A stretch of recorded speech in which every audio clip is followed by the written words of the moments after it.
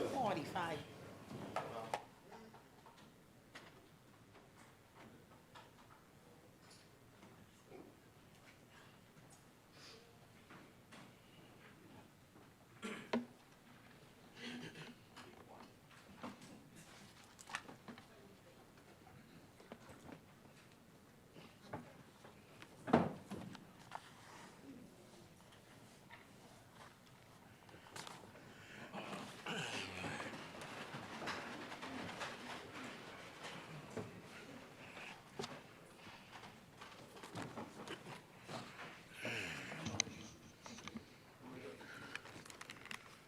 Honorable members, at the suspension, we were debating a compendium of bills. I presume you're now ready. The chair recognizes the honorable member for Fox.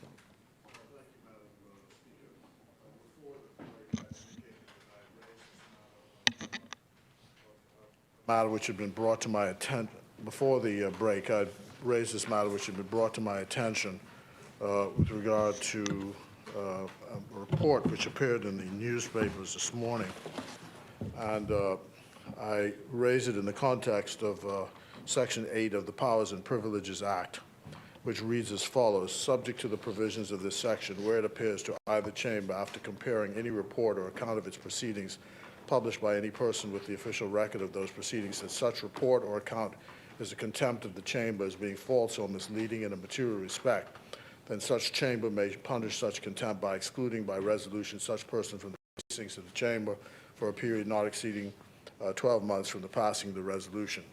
And then it says how this might be mitigated by an apology from the publication. What was brought to my attention this morning, I think it indicates that I should also provide a report, was a newspaper, the Nassau Guardian, with a headline which says, House Speaker and Fox Hill MP dismiss claims that politician met with drug dealer in Parliament in 2024. I asked for a transcript of what was said in the exchange yesterday. I've had a preliminary look at it, and I would like to have a more considered look at it, but it is my view that at no point did I say any such thing.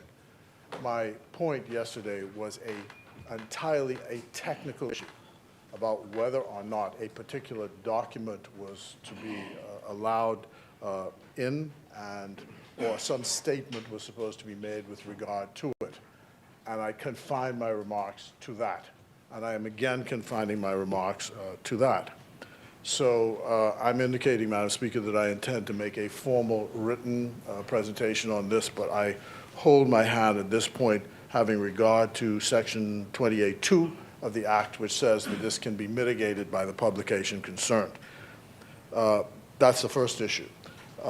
Secondly, this morning there was a dialogue, I'll put it that way, on the issue of this document, which I have not seen, so I don't know what it is. It's been described. I gather it's from a foreign source, and there's an attempt to put this into the public domain. And this morning, again, in the press, there was an objection being taken to the words that I expressed about it being untested and prejudicial. And the allegation was being made against the Progressive Liberal Party that we were being hypocritical by objecting to it on the basis that some document had been previously entered into debate at a previous term of office, which was done by us. And I believe the leader of the opposition adverted to it himself in the exchange which took place this morning. I would wish humbly to make a distinction, since that is in the public domain. I am advised and very believe, first of all, that that document that was entered was a Bahamian document. Foreign documents, when they're entered into evidence in this country, have to be apostilled, to be authenticated as the document. So that's the other thing. So you're dealing, the distinction is you're not dealing with a Bahamian document. And so the other thing I would say is that the point that I wish to emphasize is that I have seen us go down this road before with the member for North Abaco. there was the most unseemly, salacious set of allegations being hurled at this fellow. He could not respond to it. And what could we do except to say, let us hear the other side? And as it turns out, the other side shows that it was just bogus. The whole thing was bogus. So all I'm saying is that, Madam, I'm sorry? I'm saying it turned out to be bogus. What I'm saying, Madam Speaker, that any document which is, I use the word untested and prejudicial, in the public domain could also be libelous. And we do not, in my view, want to cloak this document with the authority or formality of Parliament, which avoids any member in this House from taking action in his personal capacity to defend his or her reputation. On the basis of that, Madam Speaker, we're saying this side objects to any such document being entered into the record here. We don't see it's relevant to this particular debate that is going on, and we rest on those matters. The fact is that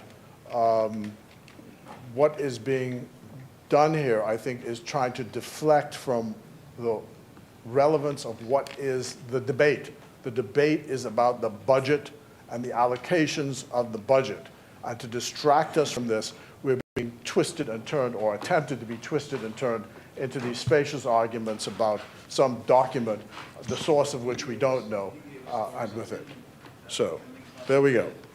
That's as far as I go at this point, and say that our side does not believe that this document should be entered into the record, and that some considered effort ought to be time ought to be taken with the Speaker responding to this matter. Thank you, Madam Speaker.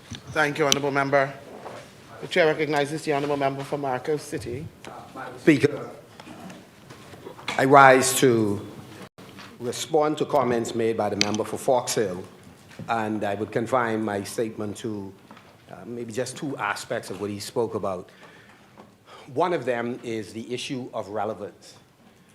Madam Speaker, yesterday when the member for East Grand Bahama raised a matter concerning the Minister of Finance, the response today by the member for Vauxhall is not much different than his response then, which is to make the point that addressing these kinds of matters that we believe are of national importance is inappropriate, prejudicial.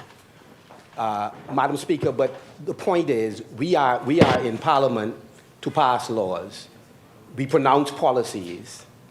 The credibility of our words in part rest on the credibility of all of us and what the public believes about the things that we say. So what was said yesterday by the member for East Grand Bahama was perfectly, in our view, in bounds to raise in a budget debate where the principal individual outside of the Prime Minister addressing the budget, there are matters that have arisen that deserves answers, and we do not feel that they have been satisfactorily or accurately answered. So it is very relevant within the context of this debate. Similarly, Madam Speaker, the point raised by the member for Foxhill about the document that I sought to lay and have turned over to the clerk is we're in the Parliament of the Bahamas debating the budget. The budget cannot be divorced from the space that we are in, where we are the lawmakers for this country. We are setting the agenda for what happens in the private sector, the public sector, through laws that we pass. Our credibility as a jurisdiction is being brought into question when an official document, if you'd permit me to speak, I listen to you attentively without interruption. Where again, in the Southern District of New York, an affidavit has been entered into. It's not an unknown jurisdiction. it's simply a foreign, to use his word, but a document has been entered into by a partner, an agency that the member for Fox Hill have in his official capacity, no doubt, very cordial relations, and have also, in my view, cooperated at some point during his political career and tenure in government with that agency. All of a sudden now, his administration seeks to divorce itself from that agency and strip it of any credibility it may have. We are not suggesting that that agency is accurate in terms of what it has submitted. What we are saying is that they have put it in the international arena that has the potential to cause reputational damage to the Bahamas. We have a duty of care to either confirm or refute what they have put into the public domain. What we were saying is that the government, that is the executive, has refused to take on that issue and address it in a way that Bahamians, who are the most important constituents here, and foreigners know that what was asserted in this document, which is still to be litigated in court, is absolutely false. So the issue we had is that the executive failed in its duty to address that. And then we said the House, you, Madam Speaker, are the co-equal of the member for Cat Island, Rumkey, and San Salvador. And therefore, you have a duty of care to similarly address that issue because it affects the People's House and the reputation of all of us who are in here when people read or hear that one of our members is negotiating the cross-border movement of narcotics. So Madam Speaker, that's the reason why the attempt was made to lay those documents, Madam Speaker. The chair recognizes the honourable member for Fox Hill. Issue is, if you're talking about reputation, it is only the opposition that keeps beating this drum.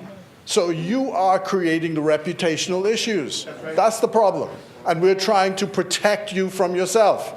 Because what this document you're talking about doesn't speak only about any particular, it speaks of everybody, including you. Correct. Including you. So let me say this.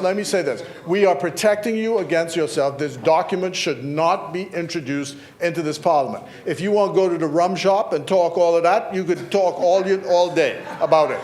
Do that in the rum shop, not in here. Not in here. Right.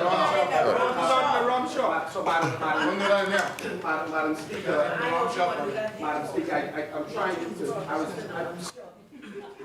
Let me say, the member for Fox Hill, notwithstanding differences that we have had on matters, Madam Speaker, I listen attentively to the member for Fox Hill because I do believe his desire to protect statecraft, to protect certain traditions that we have. He has been on point any number of times in terms of helping to sharpen the public discussion. Madam Speaker, so I don't want to condescend to where he sought to take us in terms of where he believed this kind of discussion should take place in a barroom. That's what I want to say to him. We are grateful for his public statement of wanting to protect us. But the reality is we feel that we must now protect ourselves. To disassociate ourselves with a statement made by an agency that is a partner of this government, where a member of that agency, the DEA, has asserted that they, again, sat with a member under sworn testimony, sat with a member of this House. Honourable member. Allow me at least to complete the statement. Allow me, but I listen to you. I see what he's doing. But you are trying to bully. Honourable member. But allow me, just allow me. Yes. No. Yes. I don't go to the back door. So I'm saying, listen to me. I'm saying, allow me to complete. Allow me to complete the statement. No, but you're bullying. Madam Speaker, I permitted the member for Fox Hill. Permitted the member for Fox Hill to speak. Permit me to complete my statement, Madam Speaker. Honourable members. Yeah. Honourable members. Honorable members. Even the wrist movement suggests. Yeah. So, please. Yes. Madam Speaker, Yes. Now, we allowed him to run with this, but I'm saying enough of this. Enough. The submission has been made. We do not believe the document should be laid. And it should not come in either through the front door or the back door. It should not be laid in this place. And my attempt at Members, that is my members. view. Speaker, let me just say this final thing. Honorable Madam members. Speaker, even if it is the decision of the chair to acquiesce to this argument, at a minimum, we have a right to put on the public record why we believe it is necessary for the document to be delayed and for the head of the House of Assembly, of the legislature, to take action in order to rescue our reputation based on charges that have been asserted. If the Prime Minister wishes in his capacity not to act, that's on him. But as a member of the legislature, and you being the leader of the legislature, we are asking you, Madam Speaker, to one, report the matter, and then to the police, and then two, Madam Speaker, to launch an investigation, Madam Speaker, so that we are able to get to the bottom of this matter, Madam Speaker. One, file a complaint with the police as head of the legislature. Two, Madam Speaker, to again launch an investigation and to say so publicly that you will launch Madam Speaker, the member is in violation of Rule 36(3), which clearly says a member shall not dissent from a ruling by the Speaker or Chairman except by a substantive motion for that purpose. If the member wishes to dissent from a ruling that you've already made on this matter that has gone to the Committee of Privileges, then the member needs to abide by Article 36(3). This matter has been ruled on by yourself, and the member is out of order for trying to litigate this on his feet once again. Thank you, honorable members. Give me a moment.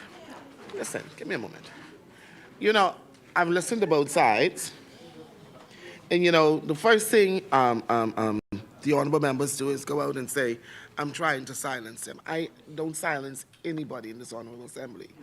But what I do is I make rulings based on the rules and procedures that are set before us. Nobody can fault me for that, because that is what is in place to govern this hallowed halls, okay? But one of the things I want us to always remember is this. You have some facts, and it's only an assertion, okay? And that assertion is this. None of us in here can decide who is good or who is bad, because it's only an assertion. You understand? So all I'm saying to you in my final words to all of this is I will take everything under advisement. I will sit with the legal team and wait upon their advice to me as the Speaker before I proceed with any of this. Okay? That is my final words on this. I made a ruling on this decision just yesterday. I placed it before the Committee of Privilege. That committee has since been named. They will meet in the time set by them, and they will come back and give a report to this honorable House as to how we are to proceed. That's it, and that is all. Thank you very much. Chair recognizes the honorable member for Fox Hill. To thank the Minister of Agriculture for this watermelon. Oh, yeah. He's been promising it for the better part of 6 months. And now it's finally arrived. Yeah. Right. Very good. Thank you very much. This is a product of the Bahamas. Thank you very much.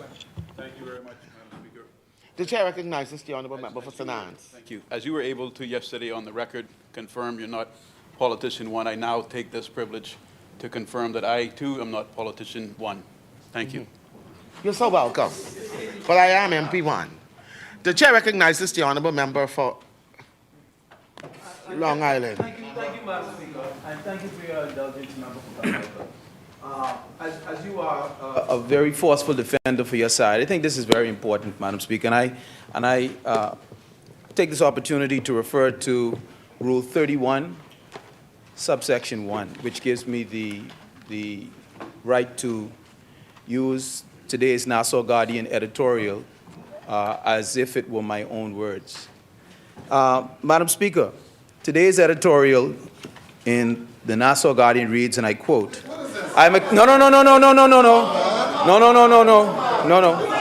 Listen, hold on.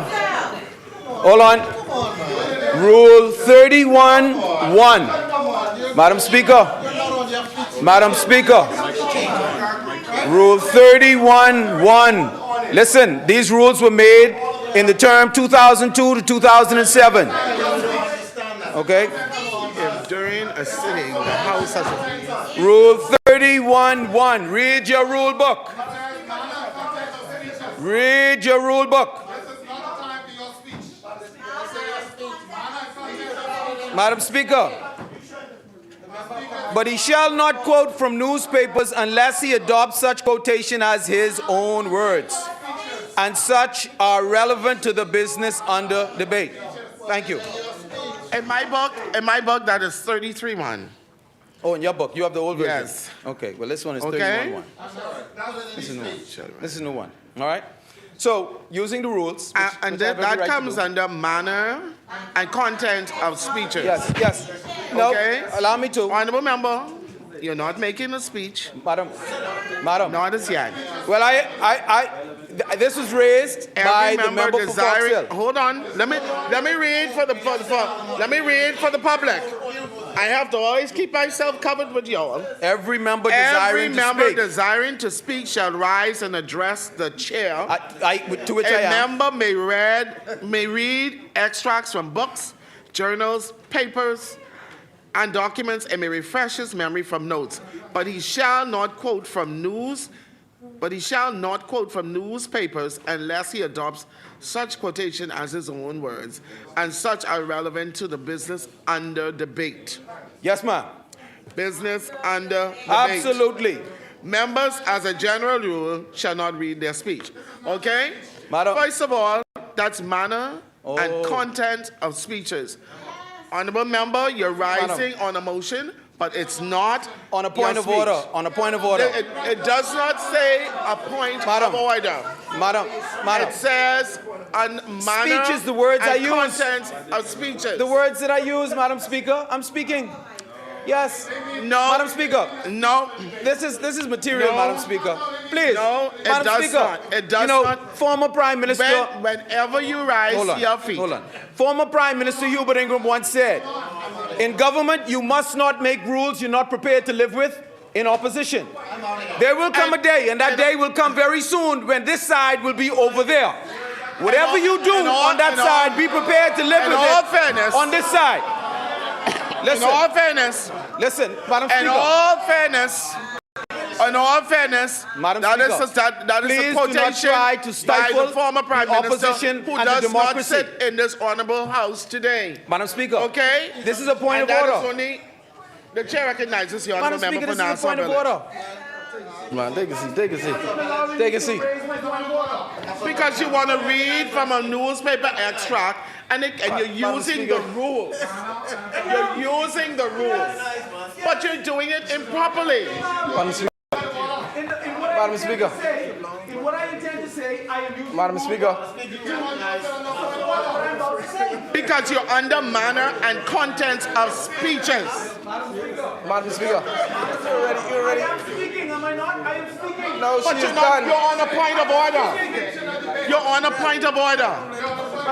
You're on a point of order. I'm using my voice, I'm speaking.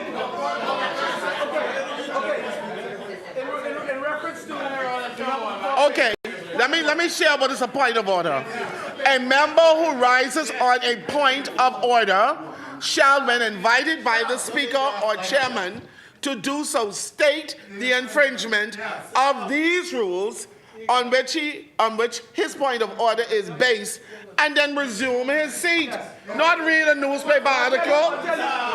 Madam Speaker. I'll tell you what the point of order is, Madam Speaker. Madam Speaker, here's the point of order. Come on, man. Have your seat, man. The member for Fox Hill, is misleading this house. You cannot have two different rules. Madam Speaker. One for the government. You recognize me, Madam Speaker? We have one rule, and that is this vote. The member just said. That's this book. The member just said. He was not. Madam Speaker, you already. Madam Speaker.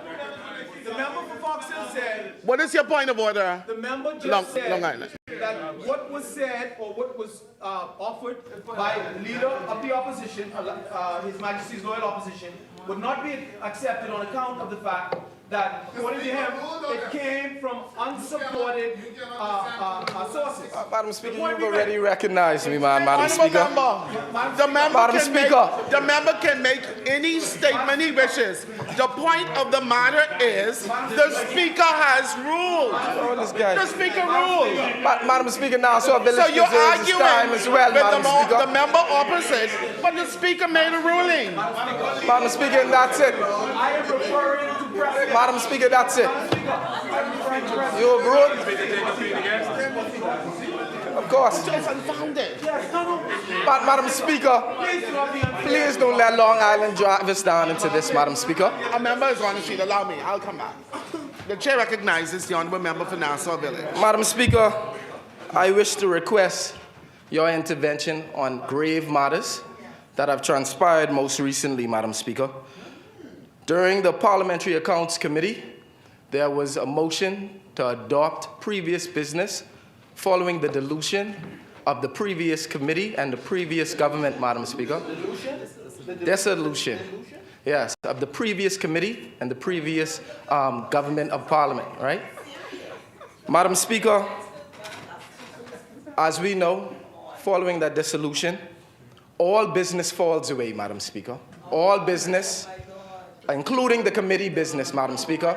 There is an attempt by the chairman to improperly move the committee forward, and I request, Marco City, I request your immediate intervention into the proper procedure and the cessation of any further movement or any further action in that particular committee, Madam Speaker. Thank you. Thank you, honorable. Thank you, honorable member. The chair recognizes the honorable member for East Grand Bahama. Madam Speaker, what the member for Nassau Village just said was completely inaccurate. We made the Public Accounts Committee that met at 1:30 this afternoon.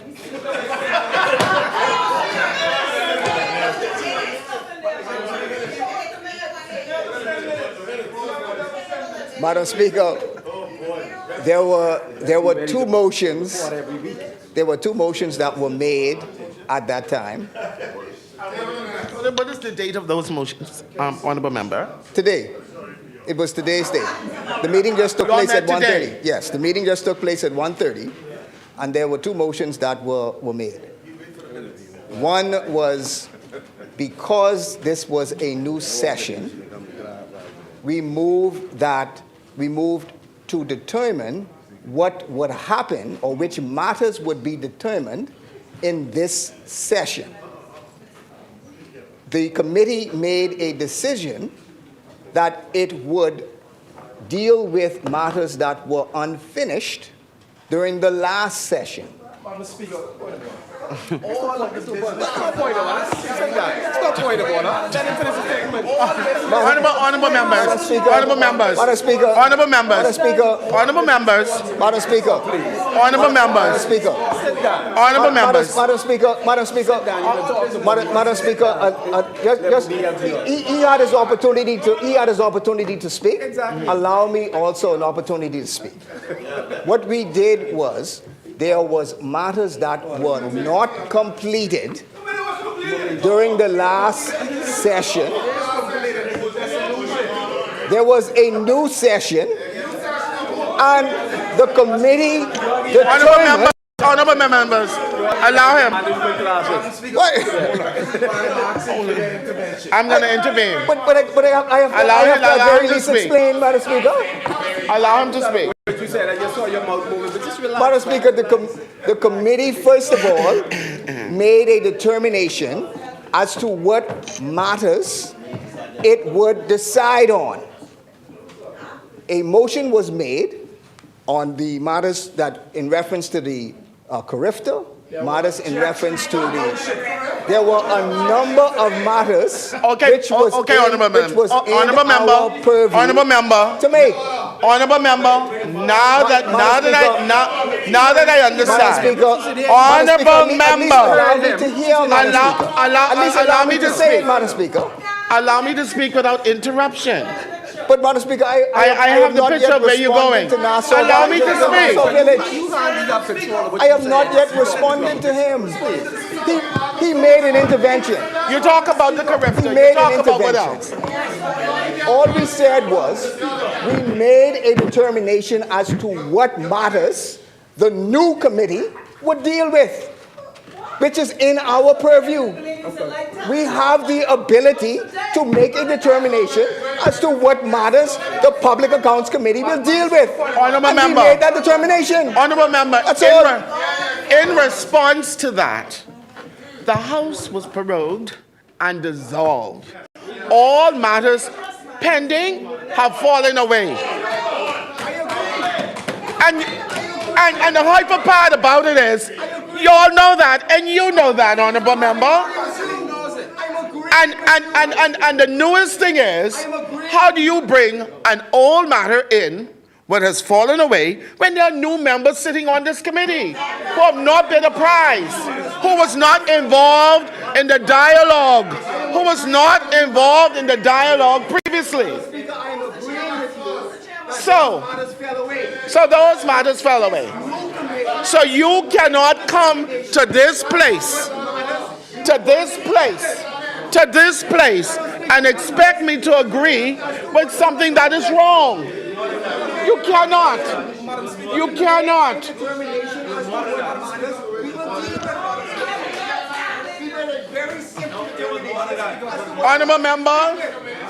Honourable Member, the ruling of this chair is the House has been prorogued, the House has been dissolved, all matters under that particular committee has fallen away, and we are now moving on with new matters. Let me tell y'all, listen, y'all want to come here, you want to tell the Speaker how to do her job, and then go into the public arena and say I'm not fair.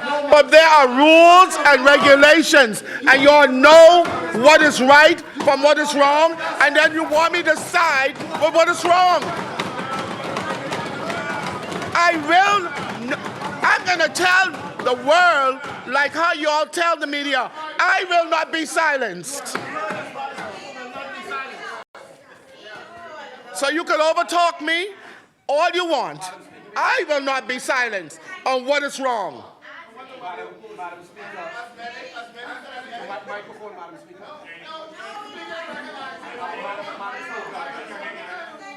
Is this relative to what was just said? Madam Speaker. Because I moved on, I made a ruling. Madam Speaker, we don't intend to prolong this issue. We know that legally, it is inappropriate for the Speaker to rule on a matter that we are dealing with in the Public Accounts Committee, and therefore, Madam Speaker, we hear you. We will resume.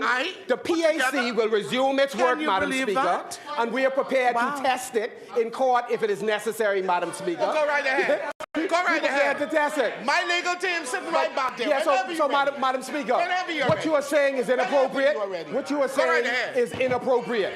It is. You have not even heard. You have not even heard. Whenever you're ready. Whenever you're ready. You take the Speaker to court. But this Speaker will not be silenced. This Speaker will not be bullied. This Speaker will not adhere because of what you want to do personally. This Speaker will abide by the rules and the regulations that are in place. That's what this Speaker stands for, the rules and procedures of this House. As many, the Chair recognizes the Honourable Member for Carmichael. You're taking me to court? Carry me there. My legal team ready.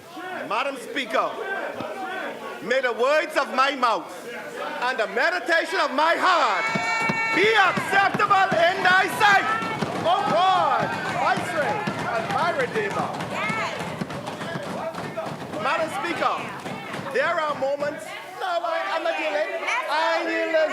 No. Sit down. Madam Speaker, Sit down. there are moments, Madam Speaker, in the life of a nation when one cannot help but pause and reflect. Honourable member, I have called for the honourable member for Carmichael to begin his debate, and the only thing he quoted was scripture, so you can't be on a point of order for that. So, let's move on. Let's move on. Let's move on. Madam Speaker,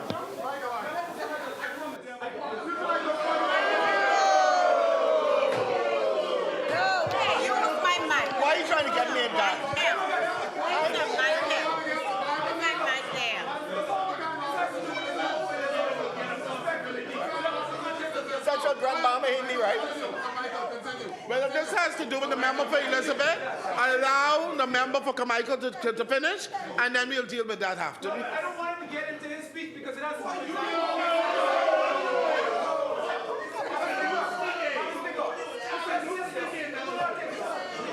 That's something you want to lay? in relation to the speaker or All that time I had you on your feet, you talking about something else, and you could have laid that. you said you were going to come back to me, but you didn't. I am coming back. After Carmichael is done, I will come back. Carmichael. Yes, Madam Speaker. Sit down. Yeah. The meditation. Madam Speaker, may the words of my mouth and the meditation of my heart be acceptable in thy sight, O Lord, my strength and my Redeemer. I just love you, O Lord, for your mercies never fail me. Madam Speaker, there are moments in the life of a nation when one cannot help but pause and reflect. There are moments, Madam Speaker, when the noise of politics fades into the background. Moments when the arguments of men become insignificant. Moments when we are reminded that there is a higher hand at work in the affairs of nation. This is one such moment, Madam Speaker. For Scripture reminds us, this is the Lord's doing. It is marvelous in our eyes. Amen. Madam Speaker, these words are not merely scripture. They are a testimony. They are a declaration. They are a reminder that there are some victories that cannot be explained by polling, consultants, or political spin. There are some victories, Madam Speaker, that can only be explained by the will of the people and the providence of Almighty God. And so today, I stand in this honorable house, deeply humbled, profoundly grateful, and ever mindful of the responsibility that accompanies the trust placed in us by the Bahamian people. Madam Speaker, permit me to first congratulate you on your return to the chair of this honorable house. From 1729, when John Colbrook first occupied the office of Speaker, and through the generations that followed, this chair has stood at the center of our parliamentary life and at the heart of our parliamentary democracy. Today, you are your own chapter to that long history. And it is no ordinary chapter, Madam Speaker. In nearly 300 years, only one woman before you ever sat in that chair. You are only the second. But, Madam Speaker, you are the first woman speaker to serve, to face the people in a general election, to be returned to this parliament, and to be chosen again by members to preside over this house. That, Madam Speaker, is not merely a personal achievement. It is a constitutional and parliamentary milestone. Many doubted, many criticized, many underestimated, many were convinced that your chapter had already been written. Indeed, there were some who believed that they could write your story, Madam Speaker. The scripture reminds us, though, that man looketh at the outward appearance, but it is the Lord that knoweth your heart. Amen. Bamboo Town spoke. Oh, yes. This house spoke, and history has been written. made. Congratulations. I therefore offer my sincerest congratulations and wish you God's continued wisdom and guidance as you preside over the affairs of this honorable house. Madam Speaker, thank you. I also express my profound gratitude to the great Progressive Liberal Party. For over 70 years, the Progressive Liberal Party has stood as the political vehicle through which ordinary Bahamians have sought a fairer, more just, and more inclusive society. Yes. It was the Progressive Liberal Party that led the struggle for majority rule. PLP. It was the Progressive Liberal Party that expanded opportunity. It was the Progressive Liberals Party that gave voice to those who for too long had none. I am honored to stand in this honorable house as a member of this great movement and grateful to the thousands of supporters, officers, branch members, campaign workers, and volunteers who once again carried our message into communities across this nation. Madam Speaker, no movement succeeds without leadership, and no mandate of this magnitude is secured without a leader who has earned the trust of the people. Yes. I therefore pause to pay special tribute to my leader, our Prime Minister, the Honorable Philip Edward Brave Davis. Madam Speaker, this is now the third occasion on which I've had the privilege of serving in cabinet with him. First, when he was as Deputy Prime Minister under the Right Honorable Perry Christie, then during the last administration, and now once again. And through all those years, Madam Speaker, one thing has never changed: his heart for the people. Long before he became Prime Minister, he cared about people. Long before he occupied the highest office in the land, he cared for people. And today, notwithstanding the responsibilities and burdens of his office, he still cares about people. I have watched him fight for the young person seeking an opportunity. I have watched him fight for the family seeking a home. I have watched him fight for the workers seeking a better future. I have watched him fight for communities that often are neglected. For the Prime Minister, politics has never been about headlines. It has never been about theater. It has never been about division. It has always been about people, about creating opportunities, opening doors, and making our country fairer, stronger, and more prosperous. Madam Speaker, I say this not only as a cabinet colleague, but also as a man who has experienced that kindness personally. In some of my most difficult moments in my life, and in some of the most difficult moments faced by my family, he has been there for me. Yes. Not for recognition, not for applause, not because anyone was watching, but with a word of encouragement, a quiet expression of concern, a phone call to check in, or simply to ask me how my sons were doing. And I thank him for that. That is the measure of this man we call our leader, our Prime Minister. Yes. Not merely a Prime Minister, not merely the political leader, but a decent and compassionate human being who never forgets that public service is ultimately about people. Amen. History will ultimately judge every leader, Madam Speaker, but I believe history will record Philip Edward Brave Davis as a transformative leader who expanded opportunity, restored hope, widened prosperity, and never lost sight of the people he was elected to serve. That's right.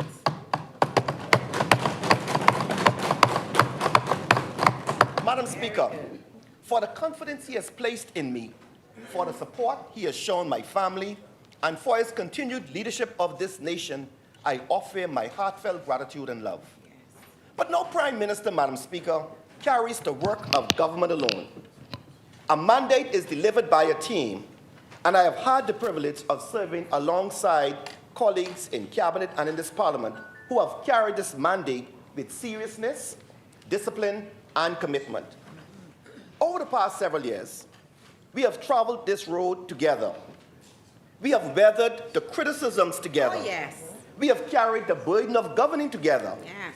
We have defended our record, and ultimately, we stood before the Bahamian people together. Yes.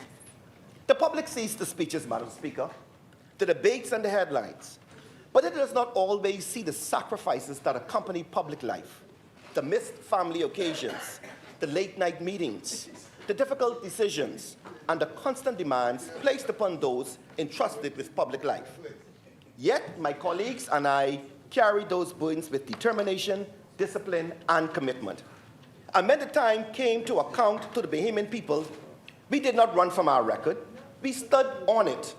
We defended it. And we will return to Parliament because of it. Very good. Madam Speaker, to my cabinet and parliamentary colleagues, I thank you for your friendship and your support, your loyalty, and your service to the people of this great Commonwealth that we call home. In this regard, Madam Speaker, I pause to acknowledge the Honorable Michael Alcides, Minister of Finance, Yes. who has brought this budget before this Honorable House. That's right. I have served with Minister Alcides in cabinet over different terms of government, and I know the seriousness, discipline, and diligence Serious he man. brings to public service. Yes. A budget is never simply a set of figures. It is the difficult work of balancing competing needs, protecting the public finances, supporting families, investing in national development, and preparing the country for the future. That work requires steadiness, judgment, and care. I commend him, F.S. Simon Wilson, and the team of men and women at the Ministry of Finance for the work reflected in this budget. And I say, well done, Madam. Madam Speaker, I also thank the officers and members of the Progressive Liberal Party, our national chairman, our national general counsel, our branch officers, our constituency executives, our stalwarts, our campaign teams, and the thousands of ordinary supporters who carry this movement forward. Campaigns, Madam Speaker, are not won on nomination day. Campaigns are not won on television. Campaigns are not won on social media. Nope. Campaigns are not won on billboards. Nope. Campaigns are won by people. They are won by the men and women who knock on the doors in the hot sun, Yes. by the volunteers who make the phone calls, by the branch members who attend meeting after meeting, by the drivers who move voters, by the supporters who defend the cause when it is under attack, and by the believers who refuse to lose faith. And when the final vote was counted, Madam Speaker, it was not merely a victory for candidates. It was a victory for every branch member, every campaign worker, Yes. every volunteer, every supporter, and every person who believed in the philosophy of the Progressive Liberal Party and worked tirelessly to secure this renewed mandate from the Bahamian people. To all of you, I offer our sincere thanks and gratitude. Yes. Madam Speaker, my Carmichael family, how can I say thanks? I thank the officers and members of the Carmichael branch, my campaign manager, my constituency team, and the many committed workers who stood with me day in and day out. They did the work when no cameras were present. They walked the streets. They knocked on doors. They listened to concerns. They attended funerals, church services, community events, and constituency meetings. They helped families seek employment, assisted residents with difficult personal matters, and brought the concerns of ordinary people to me so that we could respond. That is the real work, Madam Speaker, of real representation. It is not only the speech in this House, it is the quiet, steady, unglamorous work on the ground. To my Carmichael team, I say thank you. You believed in the work. You defended the record. You carried the message. You believed in me.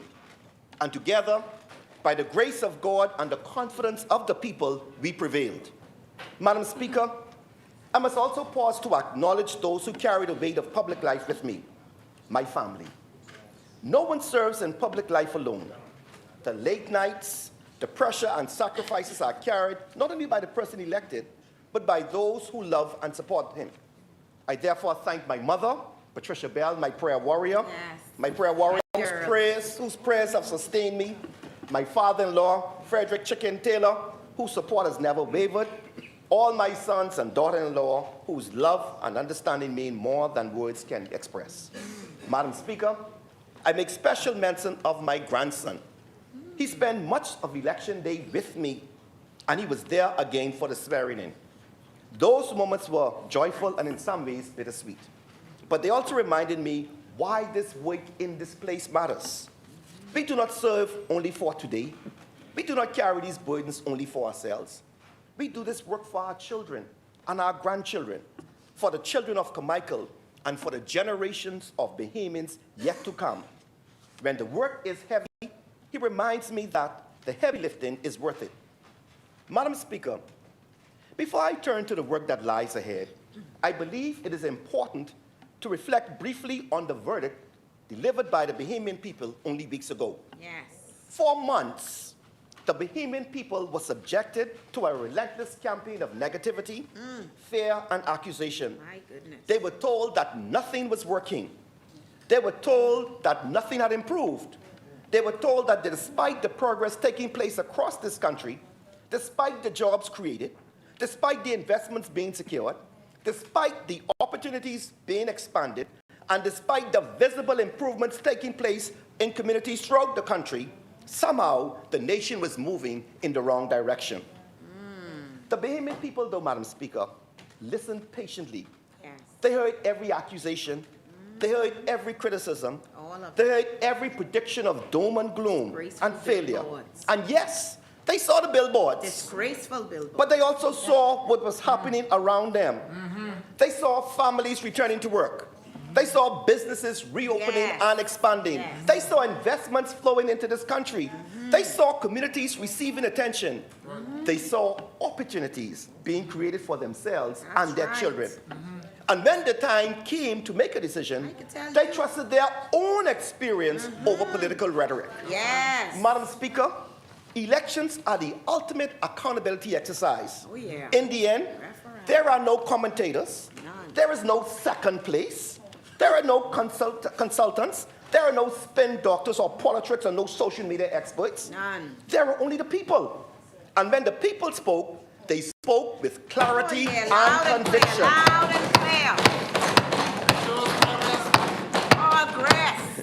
The people endorsed progress. Oh, yes. The Bahamian people endorsed stability. Yes. The Bahamian people endorsed deliveries. Amen. The Bahamian people endorsed Philip Edward Brave Davis. Hallelujah. And the people, Our Prime Minister. and our people, Faith Madam with Speaker, Brave. overwhelmingly renewed their confidence in the great progressive Liberal Party.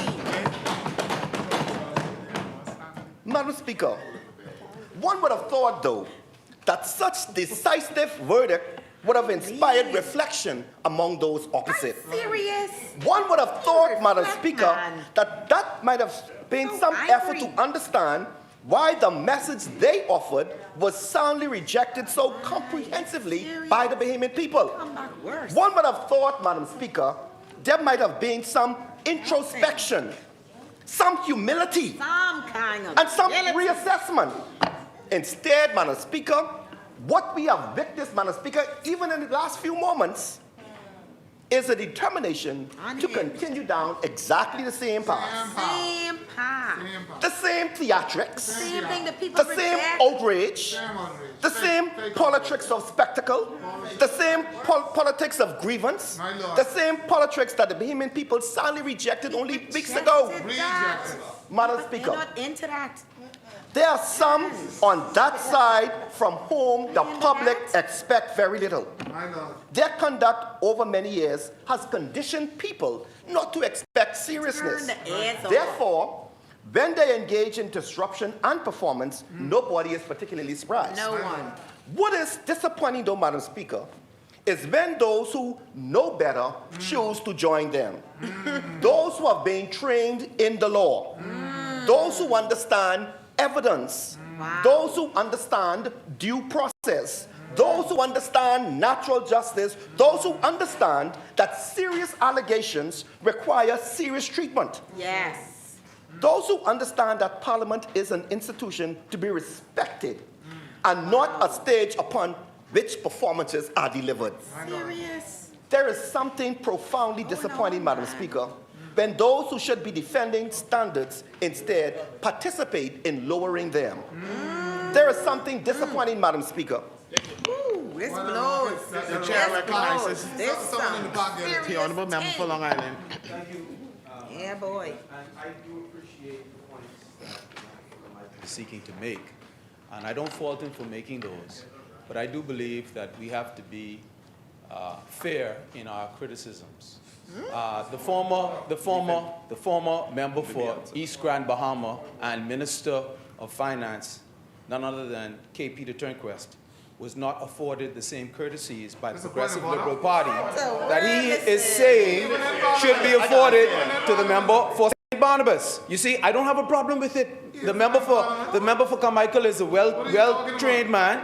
He knows that what I am saying is true. It is fine if he expects this side to afford that level of courtesy and respect to the member for St. Barnabas. The question, though, must be asked, why was the same courtesy not afforded by the Prime Minister, no less, to one K. Peter Turnquest while he was Minister of Finance, when a writ of summons was entered into the record of this House by the Progressive Liberal Party? Please, feel free, sir. Yes, sir. By all means.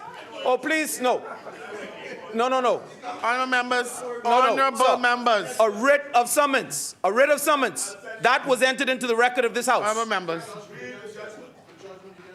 Carmichael. Madam Speaker, you know, Madam Speaker, The chair recognizes the honorable member.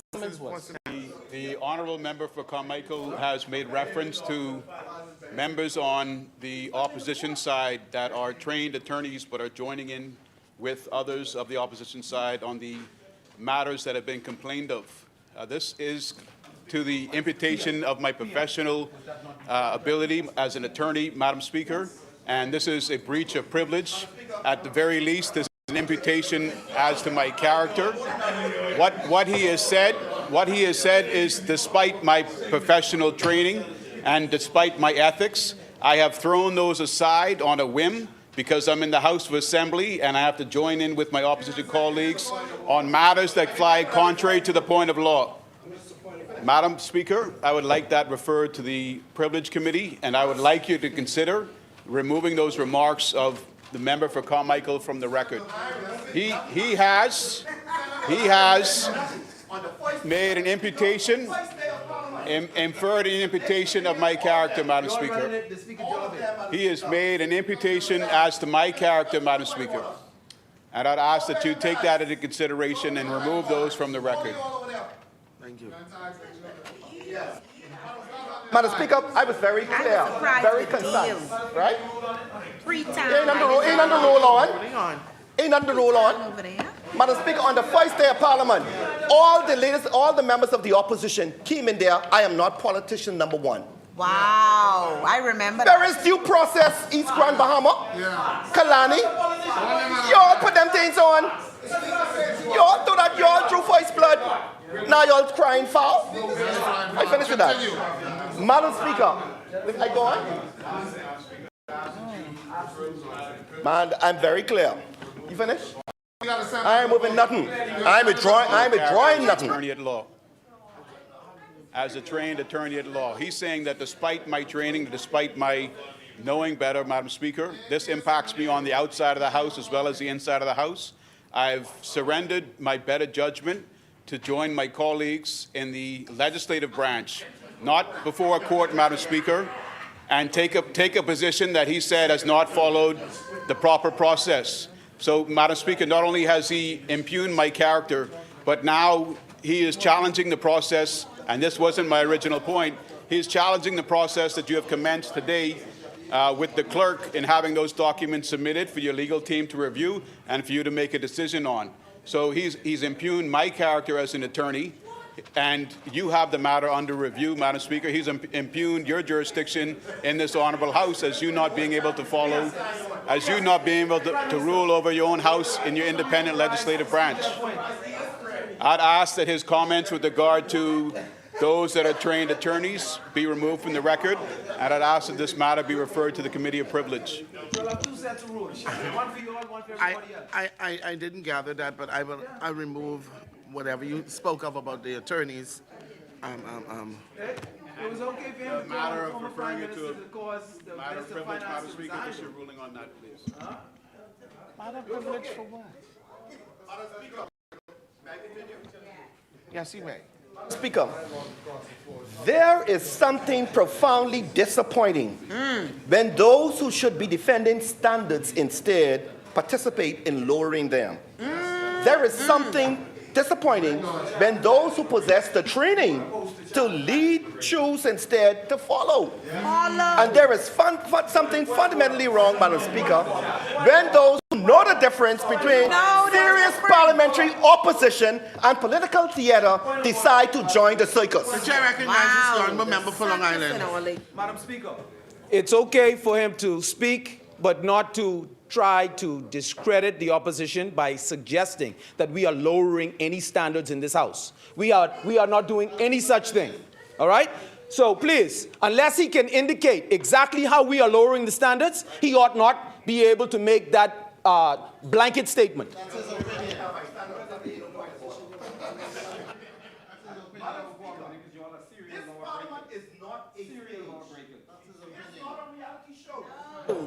It is not a place for stunts, Madam Speaker. This is the highest legislative institution in the Commonwealth of the Bahamas. Let's get back to serious work. The Bahamian people, Madam Speaker, sent us here. They sent us here. No drug deals. Don't go down that road. Murder for hire, don't go down that road. Don't go there. No drug deals. And you think that's okay? The Bahamian people. Honourable member, honourable member, honourable member, honourable member, honourable member. Speaker.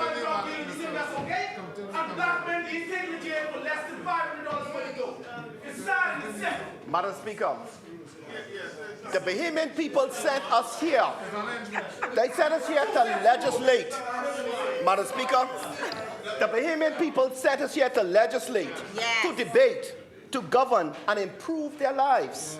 Let me therefore make it very plain.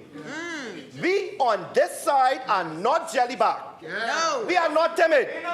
We are not shaken from a fight. We will defend the record of this government. Yes. We will defend our Prime Minister. And we will defend the mandate given to us by the Bahamian people. Yes. That's it. Therefore, Madam Speaker, if the opposition wishes to engage, if they wish to engage in serious debate, we welcome it. Yes. If they wish to debate in policy, we welcome it. If they wish to debate facts, we welcome it. But if they choose theater, they should not be surprised when the curtain is rolled back. If they choose mischief, they should not be surprised, Madam Speaker, when it is exposed. And if they choose nonsense, they should not be surprised when it is answered. Because the people firmly rejected the politics of fear. They rejected the politics of division. Yes. They rejected the politics of perpetual outrage. And the politics of progress. They chose progress. Progress prevailed. Yes. This is the mandate, Madam Speaker, given to this government, this Davis-led government administration. That is the verdict, Madam Speaker, delivered by the Bahamian people. And it is on that strength of that mandate that I now turn from the noise in here and the campaign of governing, from political theater to measurable results, and from rhetoric to reality. Yes.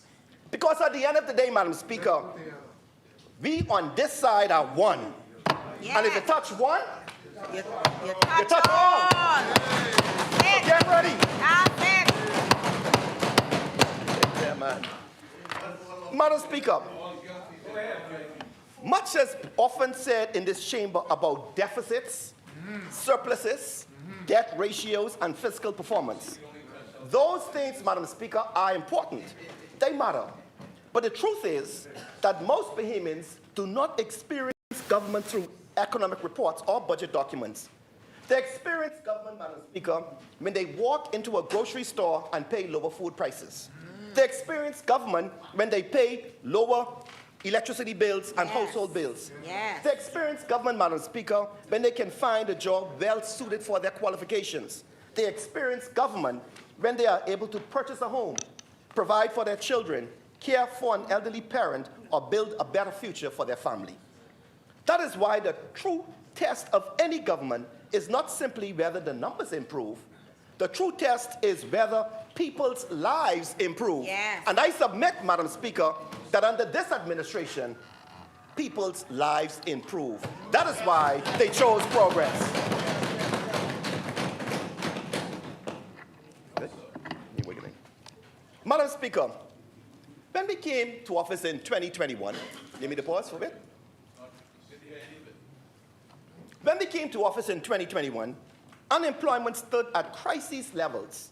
Thousands of Bahamians were out of work. Families were struggling. Just wait for me. Okay. Wait, John, something. We gotta hear that. Go ahead. Good? Thank you. Okay, good. Madam Speaker, when we came to office in 2021, unemployment stood at crisis levels. Thousands of Bahamians were out of work. Families were struggling. Businesses were closing. Government finances were struggling. Confidence in the future was struggling. Today, unemployment stands at 8.7%, the lowest level in nearly 2 decades.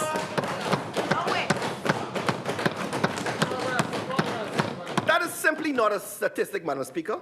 That represents thousands of Bahamians returning to work, thousands of families regaining stability, thousands of parents once again able to provide for their children, thousands of households looking toward future with renewed confidence.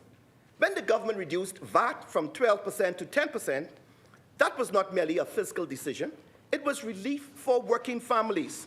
When we reduced and ultimately removed VAT from unprepared food items, commonly purchased in grocery stores, that was not simply a tax measure, Madam Speaker. It was assistance for the mother trying to stretch a grocery budget. It was assistance to pensioner living on a fixed income. It was assistance to working family trying to make ends meet in the face of global inflationary pressures. Madam Speaker, the remarkable thing is that we accomplished these things while restoring order to the nation's finances. Yes. We provided relief while increasing government revenues. Yes. We supported families while reducing deficits. We invested in people while improving the fiscal position of the country. And today, for the first time in our history of an independent Bahamas, this government has presented a balanced budget and a projected fiscal surplus of more than $223 million. Yes. That is why, Madam Speaker, the people chose progress, real tangible results. Progress. Madam Speaker, the significance of this budget is not simply that it delivers a projected surplus. The significance of this budget, Madam Speaker, I submit, is that it demonstrates that fiscal responsibility and social progress can go hand in hand.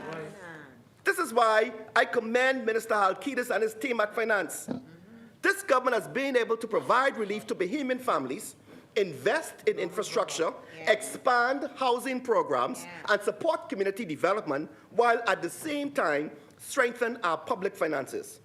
That matters, Madam Speaker, because every dollar wasted servicing unnecessary debt is a dollar that cannot be invested in homes, roads, schools, clinics, and opportunities for the Bahamian people. Madam Speaker, the progress being made has not gone unnoticed. International credit rating agencies have upgraded the Bahamas and recognized the improvements that have been made in the country's fiscal position. Those assessments, Madam Speaker, call us biased if you want, those are independent. They are not political opinions. They are an indication that confidence in the Bahamas is growing, and the difficult decisions taken over the past several years are, in fact, producing results. The opposition, Madam Speaker, spent much of the campaign telling Bahamians that everything was broken. But the Bahamian people and Carmichael knew better. They know when more people are working. They know when roads are being repaired. They know when clinics are improving, are being built. They know when opportunities are expanding. They know when communities are receiving attention. And they certainly know the difference between political rhetoric and lived reality. That is why, Madam Speaker, the election result was what it was. Because while others were talking about failure, Bahamians were experiencing progress. Yes. While others were offering complaints, this government was delivering results. And while others were focused on politics, we remain focused on people. That, Madam Speaker, is the foundation upon which this budget is built. Yes. Madam Speaker, before I address the national work of my ministry, permit me to first speak about the people who sent me here. Yes. I have always believed, Madam Speaker, that representation is measured not only by what is said in this chamber, but by what is done in the constituency. The people of Carmichael do not judge us by press releases or political slogans. They judge us by whether we show up, whether we listen, whether we help, and of course, whether we deliver. Throughout the years, Madam Speaker, my team and I have been committed to that work. We have continued our efforts to assist residents in securing employment opportunities. We have worked with employers, government agencies, and the private sector partners to help connect Bahamians with jobs and training opportunities. For many families, a job remains the single most important step towards stability and self-sufficiency, and we never lost sight of that reality. We have continued to operate our free farmers market. It has provided residents with access to free fresh produce free of charge. What began, Madam Speaker, as an initiative to assist families has become an established part of our community life. We have continued, Madam Speaker, our community cleanup efforts through roadside clearing, lot clearing, and the removal of derelict vehicles. We have worked to improve the appearance of our community because residents deserve to live in clean, safe, and well-maintained neighborhoods. We have supported community watch initiatives and crime prevention efforts such as Silver Gates, recognizing that public safety is not solely the responsibility of law enforcement, but requires community participation and partnership. We have also continued to assist elderly residents in our constituency, whether through home maintenance assistance, welfare support, regular visits, or simply checking in on those who may be vulnerable or living alone. We have sought to ensure that our seniors know they have not been forgotten. Madam Speaker, I have also acknowledged the important partnership between my office and the Urban Renewal Program. Together, we have assisted vulnerable families, supported community improvement projects, repaired homes, and helped residents facing difficult circumstances. Much of this work takes place quietly, Madam Speaker, away from the cameras and headlines, but it has made a real difference in the lives of many Carmichael families. Perhaps most significantly, Madam Speaker, under the leadership of Prime Minister and this government, the first government housing subdivision in decades in Carmichael has been completed at Vinspin Meadows. Homes have been constructed, infrastructure has been installed, families are preparing to receive their keys and begin a new chapter in their lives. That is not a promise. That is not a proposal. That is not a rendering on a billboard. That is not a press release. Those are real homes built for real Bahamian families, and the people of Carmichael recognize that delivery. Madam Speaker, historically, Carmichael has been one of the most competitive constituencies in the Commonwealth of the Bahamas. Election after election, it has moved between the Progressive Liberal Party and the Free National Movement. It is not a constituency given to blind loyalty. It is not a constituency that takes its decisions lightly. The people of Carmichael examined the record, weighed the alternatives, and then made their judgment. And that is precisely what they did in this election. They examined the work, they examined the promises, they examined the results, and they rendered a clear and convincing verdict. They voted PLP. Madam Speaker, we carried every polling division in Carmichael save one, and that division was lost by only a few votes. 14 polling divisions, Madam Speaker. First time ever done. Wow. In practical terms, Madam Speaker, the people of Carmichael overwhelmingly endorsed the work being done through the constituency and the direction in which our Prime Minister and the Progressive Liberal Party is taking this country. Thank you, Carmichael. Madam Speaker, that result did not happen because of slogans. It did not happen because of social media. It did not happen because of political theater.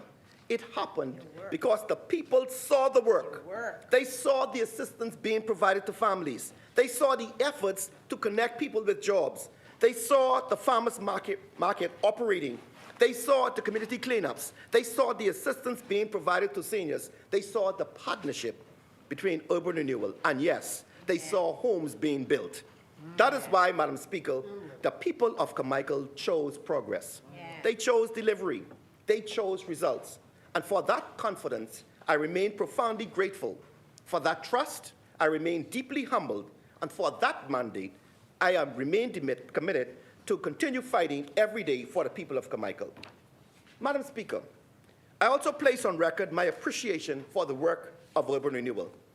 Following the election, urban renewal was established as a separate ministry under the able and competent leader of the Honorable Lisa Raming, Minister of Urban Renewal and Community Relations. I congratulate her on her appointment and wish her every success as she leads that important national portfolio. During the time urban renewal formed part of my ministerial responsibilities, I had the privilege, Madam Speaker, of working closely with the Urban Renewal Authority and seeing firsthand the difference it makes in the lives of ordinary Bahamians. I wish in particular to pay tribute to the co-chairs of the Urban Renewal Authority, the Right Honourable Algernon Allen and Reverend Dr. Diane Francis. Their leadership, compassion, energy, and deep commitment to community service have been invaluable. They never treated urban renewal as an administrative exercise. They treated it as a mission to restore hope, strengthen families, support young people, assist seniors, and uplift communities that too often felt neglected. Together with the members of the authority, administrators, volunteers, and staff throughout the Bahamas, they have helped make urban renewal one of the most important community-based initiatives in our country. To all of them, I offer my sincere thanks. Their work is not always visible, and it is not always properly recognized, but it matters deeply to the families and communities whose lives are touched by it. Madam Speaker, the Bahamian people renewed this government's mandate not only because of what has been achieved, but because of what remains to be done. For all the progress we have made, there remains a young couple searching for their first home. There remains a family seeking a piece of land upon which to build. There remains a Bahamian family struggling to get clear title to their property occupied by their family for generations. There remains a mother and father hoping to leave something behind for their children. The Bahamian dream, Madam Speaker, has always been more than just about employment. It has always been about ownership, the opportunity to own a home, to own land, and to build something that can be passed from one generation to the next. That is why the Prime Minister took the deliberate decision to establish the Ministry of Housing and Land Reform. That decision reflects a simple but powerful truth. Housing and land are not separate issues. They are inextricably linked. Before a house can be built, land must be acquired. Before wealth can be transferred, title must be secured. Before a family can build a future, it must have a foundation upon which to build. The inclusion of land reform within the ministry, therefore, recognizes that the work is not simply about constructing houses. It is about expanding ownership, resolving long-standing land issues, increasing access to opportunity, and ensuring that more Bahamians are able to secure a meaningful stake in the country's future.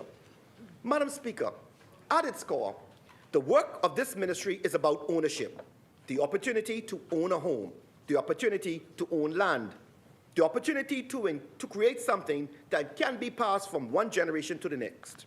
That remains one of the most powerful pathways to security, to dignity, and economic advancement available to ordinary Bahamians. That is the mandate, Madam Speaker, entrusted to this ministry by the Honourable Prime Minister and by the Bahamian people. It is the work that I now turn to. Madam Speaker, the creation of the Ministry of Land Reform and Housing reflects an important recognition by this administration that housing and land issues are the most significant social, economic challenges facing our nation. For generations, home ownership and land ownership have formed part of the Bahamian dream. They represent more than blocks and mortar. They represent security, stability, and independence, and the opportunity to create something that can be passed. They are often the foundation upon which families build wealth, strengthen communities, and provide a better future. Yet, for many Bahamians, that dream remains beyond reach. There are families struggling to access affordable housing. There are communities affected by unresolved title issues. There are persons occupying lands for generations without clear legal ownership. There are long-standing challenges involving land registration, land adjudication, commonage, and security of tenure. There are properties that cannot be financed, transferred, or developed because ownership remains uncertain, documentation remains incomplete, or in the case of commonage, the land cannot be used as collateral. These issues affect not only individual families, but also the broader economic development of our country. Land that cannot be properly registered cannot easily be leveraged. Property without clear title cannot be financed. Communities without certainty of ownership face barriers to investment, improvement, and long-term growth. The Prime Minister recognized that these challenges required focused attention and a coordinated approach. Yes. He recognized that housing policy and land reform are fundamentally interconnected. The ability to build a home, secure financing, transfer property, and create generational wealth all depends upon a system that is fair, effective, and accessible. It was against this backdrop that the Ministry of Housing and Land Reform was established. The mandate of the ministry extends beyond the construction of homes. It includes improving access to housing, strengthening security of tenure, advancing title regularization initiatives, supporting land adjudication and registration programs, addressing long-standing land issues, and expanding opportunities for Bahamians to participate more fully in the ownership of their country's future. Madam Speaker, I have been fortunate to undertake this work with the support of a dedicated team of public servants and professionals who have worked diligently to establish and advance the ministry during its formative years.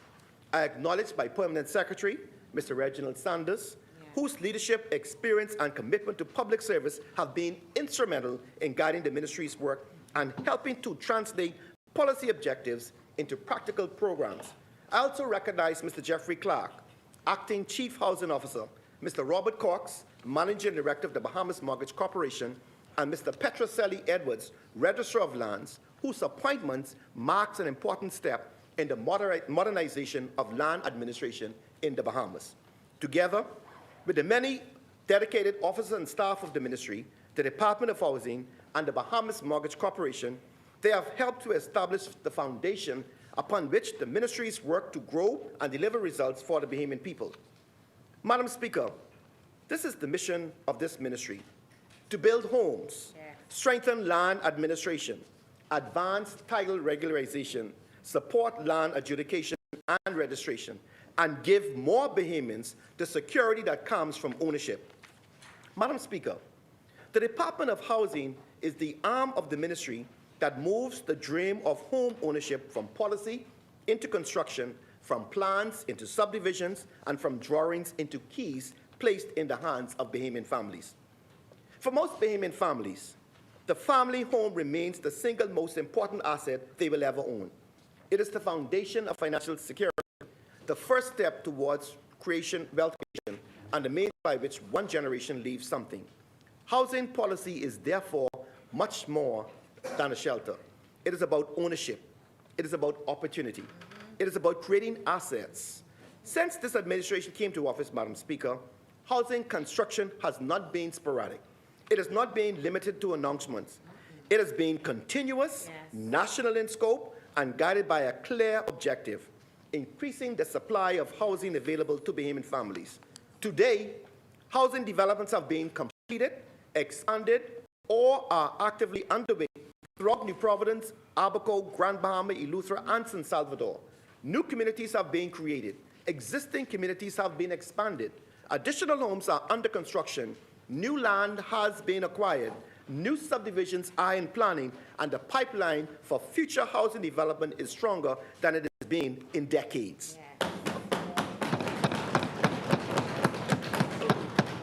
Madam Speaker, this is not an abstract program. These are real communities, real homes, real families preparing to move into real houses. Yes. Pinecrest 2 in South Beach is on the way. Yes. Oh, yes. Premier Estates West in Fort Talbot is being developed. Put in Elizabeth. Homes in Bean and Grantstown have been completed, with more on the way in Angleston, Nassau Village, and St. Linden Penland Estates. Madam Speaker, of course, homes have been completed in San Salvador, with additional phases already being advanced. In Eastern New Providence, Madam Speaker, we are in the final stages of acquiring land for new communities along Charles Sanders Highway and Pine Barren Road. Oh, yeah. In Exoma, we have acquired 20 acres of land in Georgetown, and planning is well underway for new housing developments. In Abaco, further housing construction will proceed once the formal processes is completed. Now listen to this. Listen to this further. Listen to this further. In Abaco, we are proceeding to build more homes. And of course, we're also seeking, Madam Speaker, to terminate a contract where a contractor failed to deliver. Who that was? Oh. Oh, Mario. Madam Speaker, He was trying to get down there. where contractors fail to perform, He failed. government has an obligation to act. The chair recognizes the honourable member for Long Island. Thank you, Madam Speaker. Is the member for Carmichael, since he is putting forward that contractor failed to deliver, is he able to indicate whether the government provided everything to that particular contractor in order for them to deliver? Because if not, because if not, he ought not. See, we are told, because it's going to come out from that side who they're referring to, because he said so to the member seated to his right. And I heard it. So hold on. My point is this. If you're going to say that, the person is not here to defend themselves.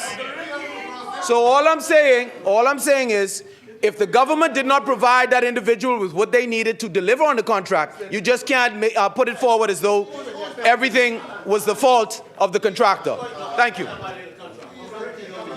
Thank you, honourable member. Government has provided everything that under their contractual obligations, right? Madam Speaker, Bahamian families cannot live in explanations. They cannot move into excuses.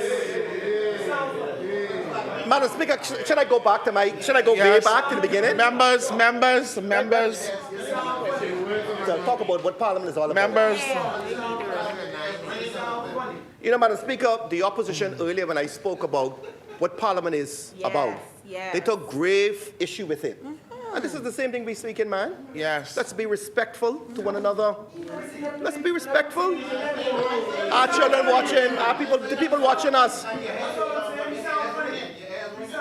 Madam Speaker, see, we talking serious business here. We talking about houses, man. Yes. Houses, what you all couldn't deliver, what you all didn't deliver, what you all canceled. Let's be serious here.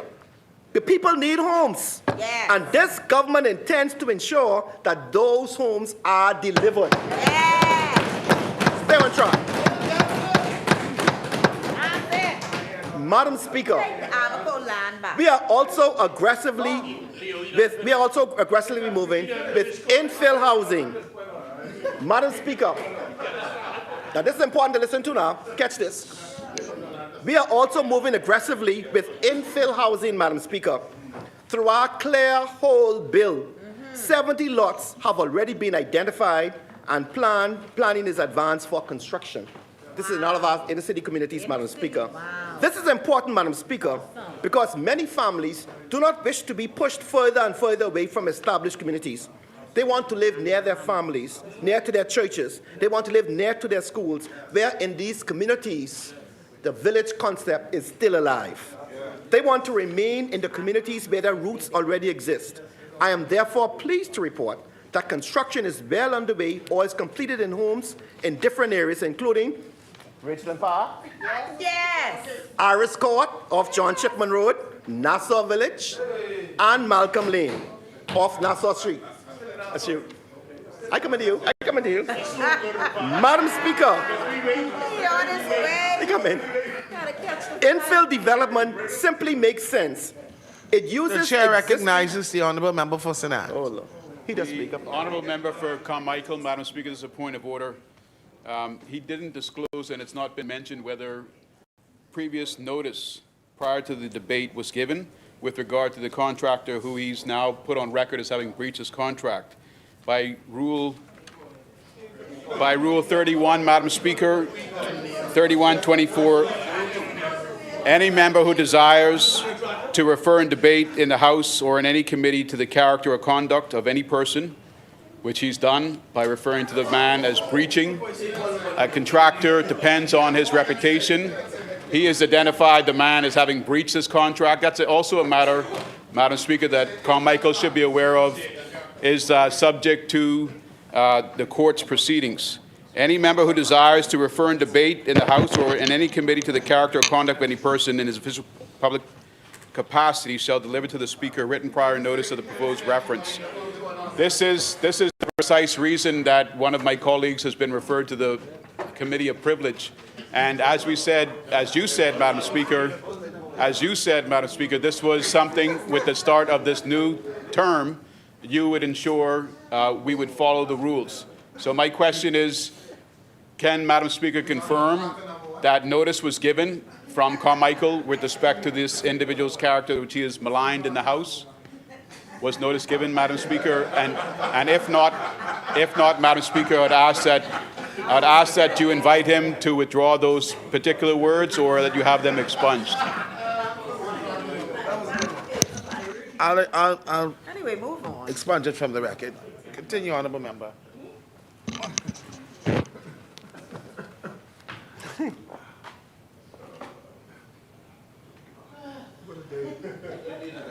Y'all got my speaker tired and on.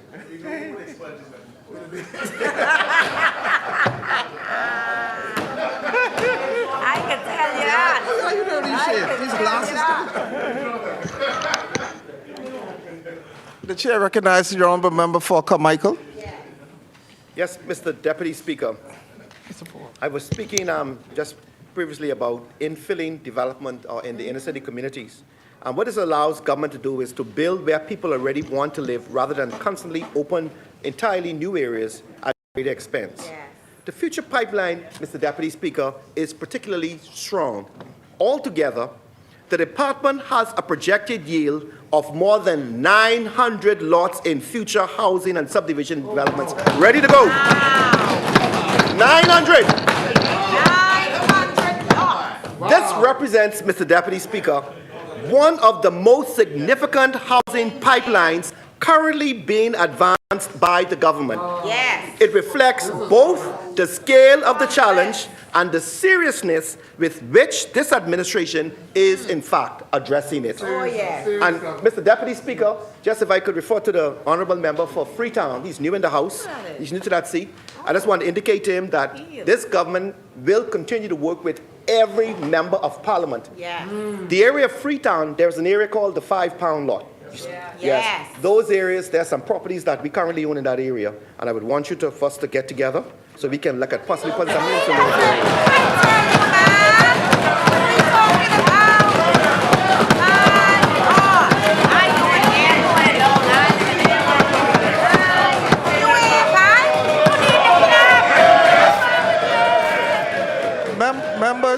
Members. Very well, very well. We want to thank the member. We want to thank you. We want to thank you. We want to thank you. The chair recognizes the honorable member for Freetown. I just want to let Michael know that I'm going to hold him to that, okay? Just on the record. Just on the record. Thank you. That's a big deal coming there. This is what progress is all about. Choose progress. For all Bahamians. All Bahamians. Yes. Mr. Deputy All Speaker. is well with Bell. Mr. Deputy Speaker, we are engaging public and private partnerships small contractors, and we're working with every single sector of the Bahamian society to ensure that we maximize the number of homes that we're able to build. Yes. This is precisely the approach my ministry has adopted. Alongside traditional government construction, we are utilizing public-private partnerships to accelerate delivery and increase housing supply.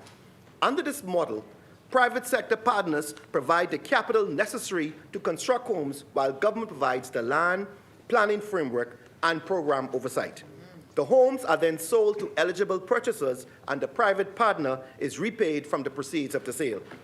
This model, Mr. Deputy Speaker, allows housing construction to proceed more quickly without requiring government to fund every unit directly upfront. It accelerates delivery, increases supply, and enables more Bahamian families to access home ownership. Mr. Deputy Speaker, these partnerships are not designed to maximize profits. They are designed to maximize housing delivery. They are about getting homes built, getting families qualified, and getting keys into the hands of Bahamians who need them. At the same time, Mr. Deputy Speaker, we are expanding opportunities for small Bahamian contractors to participate directly in the National Housing Program. Many homes being built, delivered by this administration, are being built by Bahamian contractors. This is not incidental. It is part of our policy. And Mr. Deputy Speaker, I am proud to report that all the homes built in the new Vinspin Meadows subdivision in Carmichael were built by small contractors. The ministry has developed standard plans, specifications, and pricing structures that allow contractors to build at established competitive rates. These rates are designed to support affordability, discipline, cost, and ensure that Bahamian families receive value. We want Bahamian contractors building Bahamian homes for Bahamian families. Mr. Deputy Speaker, as the program expands, the ministry will continue to welcome the participation of qualified Bahamian contractors and developers who are prepared to work within the affordable housing framework. Public-private partnerships, Mr. Deputy Speaker, may be appropriate where whose partners have the capacity to provide capital and deliver homes in accordance with the ministry's approved plans and pricing. Direct construction opportunities may also be available where contractors have the capacity to build at the required standard and within the approved rates. The aim is to ensure that the program remains open, practical, and focused on delivery, affordable homes, disciplined costs, quality construction, and meaningful Bahamian partnership. Mr. Deputy Speaker, these efforts are also being amplified through a continued expansion of the rent-to-own program. For many Bahamians, and of course this was started by the Honourable Member for Elizabeth when she was the Minister of Housing, so I commend her for it. Mr. Deputy Speaker, for many Bahamians, the challenge is not that they lack the discipline to make monthly payments. The challenge is that they need a pathway on the housing ladder.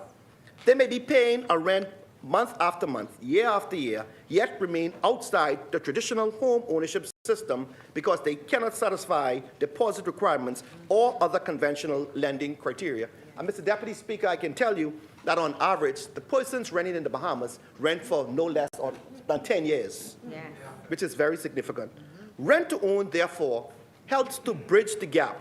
It gives responsible Bahamian families an opportunity to move into a home, establish a payment history, strengthen their financial position, and progress toward ownership in a structured and sustainable way. Rent to own is not intended to be the final destination. It is a pathway. As family builds consistency and position themselves financially, the objective is for them to transition into conventional mortgage financing and full ownership. The program has already delivered results in New Providence, Abaco, Eleuthera, and San Salvador.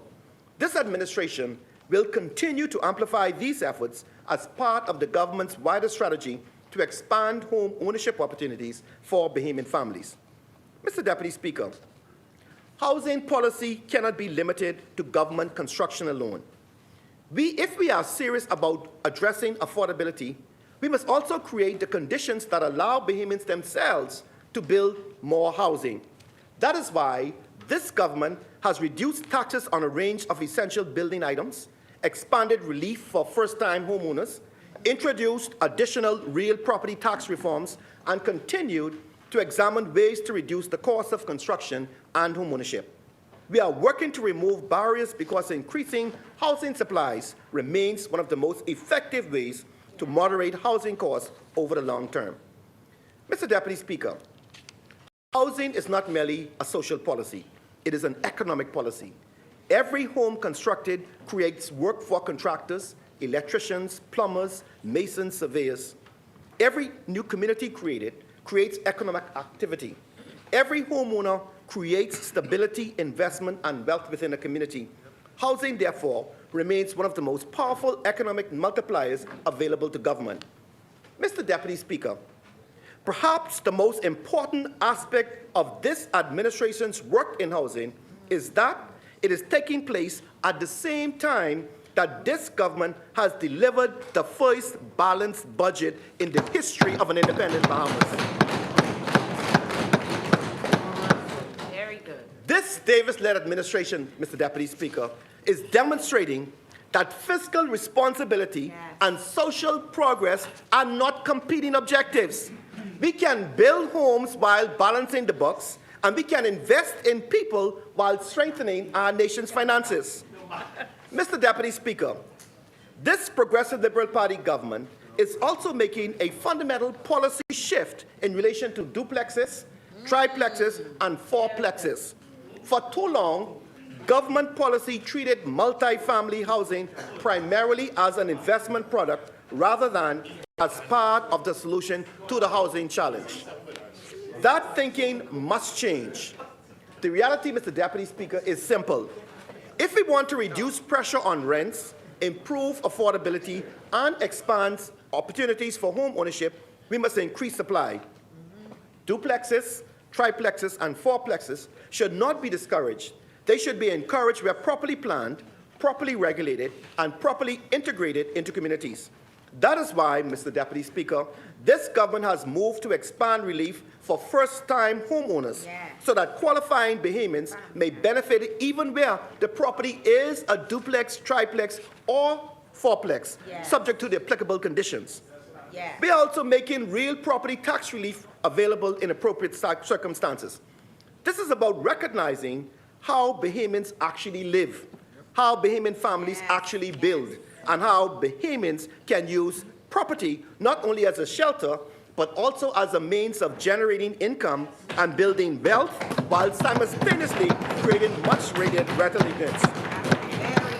Very progressive. This is a progressive policy. It's a practical policy. It is not theory. A Bahamian who builds a duplex may live in one and rent the other. A family that builds a triplex or fourplex may house relatives, generate rental income, and create long-term financial security. At the same time, additional units can come onto the market, increasing supply and helping to moderate housing costs. Mr. Deputy Speaker, as part of this new approach, the Ministry of Housing is launching a pilot program for mixed-use unit, duplex and homes. Under this model, my ministry will construct homes and duplexes with a one-bedroom unit and a two-bedroom unit on the same lot. A young couple may live in one unit and rent the other. Siblings may purchase together.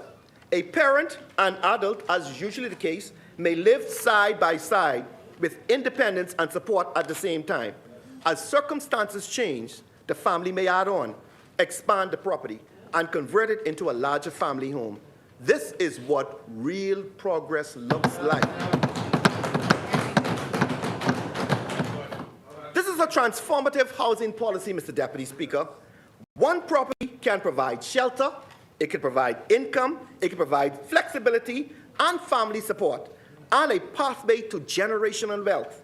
It gives Bahamians a home today, rental income tomorrow, and a room to grow for the future, Long Island. That is government in action, increasing supply, improving affordability, and helping ordinary Bahamians build real ownership. Mr. Deputy Speaker, let me talk about Bahamas Mortgage Corporation for a moment. We have plenty of land down in Abaco and down in Andros. You straight. We already have the subdivision, Abaco and Andros. Put it all straight. Grand Bama straight. I talked about the Grand Bama. I just sent you a couple houses already. Plenty more coming. Let me just talk about a moment, Mr. Deputy Speaker, about the Mortgage Corporation. I start by acknowledging the work of former Executive Chairman, Senator the Honorable Barbara Cartwright in there. During her tenure, significant work was undertaken to strengthen and reposition the corporation. Important reforms were initiated. Long-standing issues were addressed, and the corporation was placed on a stronger footing to fulfill its mandate. For her service and contribution, I express my sincere appreciation to Senator the Honorable Barbara Cartwright. And we all do the same. From time to time, Mr. Deputy Speaker, there is a tendency to compare the Bahamas Mortgage Corporation to a commercial bank. That comparison misses the point entirely. The Mortgage Corporation was never intended to be merely another bank. It was established by Parliament to fulfill a different purpose. Its mission is not simply to lend money. Its mission is to expand opportunity, like the PLP. Commercial banks perform an important role within our community. They provide financing to thousands of Bahamians and businesses every year. But commercial banks are designed to make commercial lending decisions. Their products are designed around conventional lending criteria and traditional risk models. The Bahamas Mortgage Corporation exists to fill the gap that inevitably remains. Mr. Deputy Speaker, that point is so important that we are now seeing other jurisdictions in the region moving in the same direction as us. Only this month, the government of Turks and Caicos Island advanced mortgage corporation legislation designed to address similar housing financial challenges, including market gaps, but not fully addressed by commercial banking institutions. Mr. Deputy Speaker, I am pleased to say that this development in the Turks and Caicos Island followed extensive discussions with and technical support from the Ministry of Housing and Land Reform and our Bahamas Mortgage Corporation. We were able to share our experiences, our institutional knowledge, and our understanding of why a public-purpose mortgage corporation is necessary in a housing market where many responsible families still cannot access suitable financing through the commercial banking system. That is the point, Mr. Deputy Speaker. This is not about duplicating the work of banks. It is all about recognizing that even where banks are strong, professional, and well capitalized, there will still be Bahamians for whom no suitable product exists. The Bahamas Mortgage Corporation must provide a chance. It must provide a pathway. It must provide a solution where the market alone does not. It exists for the young family that may not fit neatly within a commercial lending model. It exists for the first-time homeowner seeking an opportunity. It exists for the hair braider, the taxi driver, the entrepreneur, the single businessman. It exists for the Bahamian who has the ability to meet a mortgage obligation, but requires a pathway that may not otherwise be available. It exists because home ownership should not be reserved only for those who can access financing elsewhere.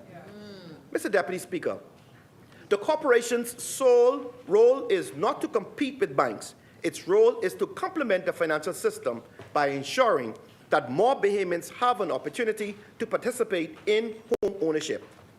That mission, Mr. Deputy Speaker, is producing results. Since October 2021, the corporation has financed government-built homes, vacant residential lots, private home construction, and private home purchases with an aggregate lending value exceeding $109 million. More than 700 Bahamian families, Mr. Deputy Speaker, have been assisted through these programs, and I submit that that is, in fact, real progress. Yes. Just as importantly, the corporation has strengthened its financial position. Delinquencies and non-performing loans have been substantially reduced, while the overall mortgage portfolio has continued to grow. This demonstrates that expanding opportunity and maintaining financial discipline are not mutually exclusive objectives. They can and must be pursued together. Mr. Deputy Speaker, this is the role of the Bahamas Mortgage Corporation. It is a bridge to home ownership. It is a bridge to stability. It is a bridge to wealth creation. And for many families, it remains the bridge, the only bridge that makes the dream of home ownership possible. Mr. Deputy Speaker, I now turn to land reform, adjudication, and registration. For decades, successive governments spoke about land adjudication, land registration, and title regularization. Reports were commissioned, consultations were held, draft legislation circulated, speeches were made, yet the fundamental problem remained unresolved. The simple truth is that before title regularization can occur at scale, the institutions, systems, and legal framework required to support it must first exist. You cannot undertake systematic land adjudication without adjudicators. You cannot establish a modern land registration without a registrar of lands. You cannot regularize titles through the Commonwealth without legislation, procedures, registry systems, mapping systems, and administrative structures capable of supporting the process. That work is not always visible. It does not always generate headlines. It does not always produce instant results, but it is the foundation upon which everything else depends. That is why this Davis-led administration took the decision to stop talking about land reform and start building the framework necessary to deliver it. We enacted the Land Adjudication Act and the Land Registered Act, which has been discussed in one form or another for generations but never implemented. We established the Office of Registrar of Lands. We appointed Mr. Petrocelli Edwards as the nation's first Registrar of Lands. We began the process of developing the institutional, legal, and administrative framework required to support systematic land adjudication and land registration throughout the Bahamas. Mr. Deputy Speaker, land reform is not an event, it is a process. The legislation has been passed. The institutions are being established. The framework is being built. The systems are being developed.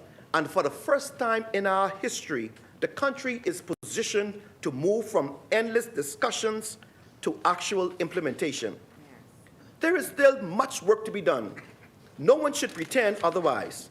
But after decades of conversation, we now have something that did not previously exist, a clear pathway to systematic title regularization, land adjudication, and registered land throughout the Commonwealth of the Bahamas.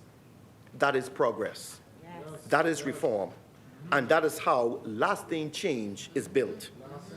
Mr. Deputy Speaker, separate and apart from the national land registration reforms, this government has also been using the lawful powers available to it to resolve specific communities where families have waited too long for title. This work is deeply personal to the Honorable Prime Minister. It reflects his vision, it reflects his promise, and it reflects his belief that government must not stand by while Bahamian families live for decades on land without the security of ownership. Under his leadership, we have moved decisively.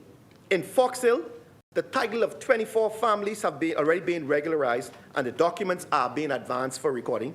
In Moores Island, 244 families have received their deeds, stamped and recorded in their hands after waiting for decades.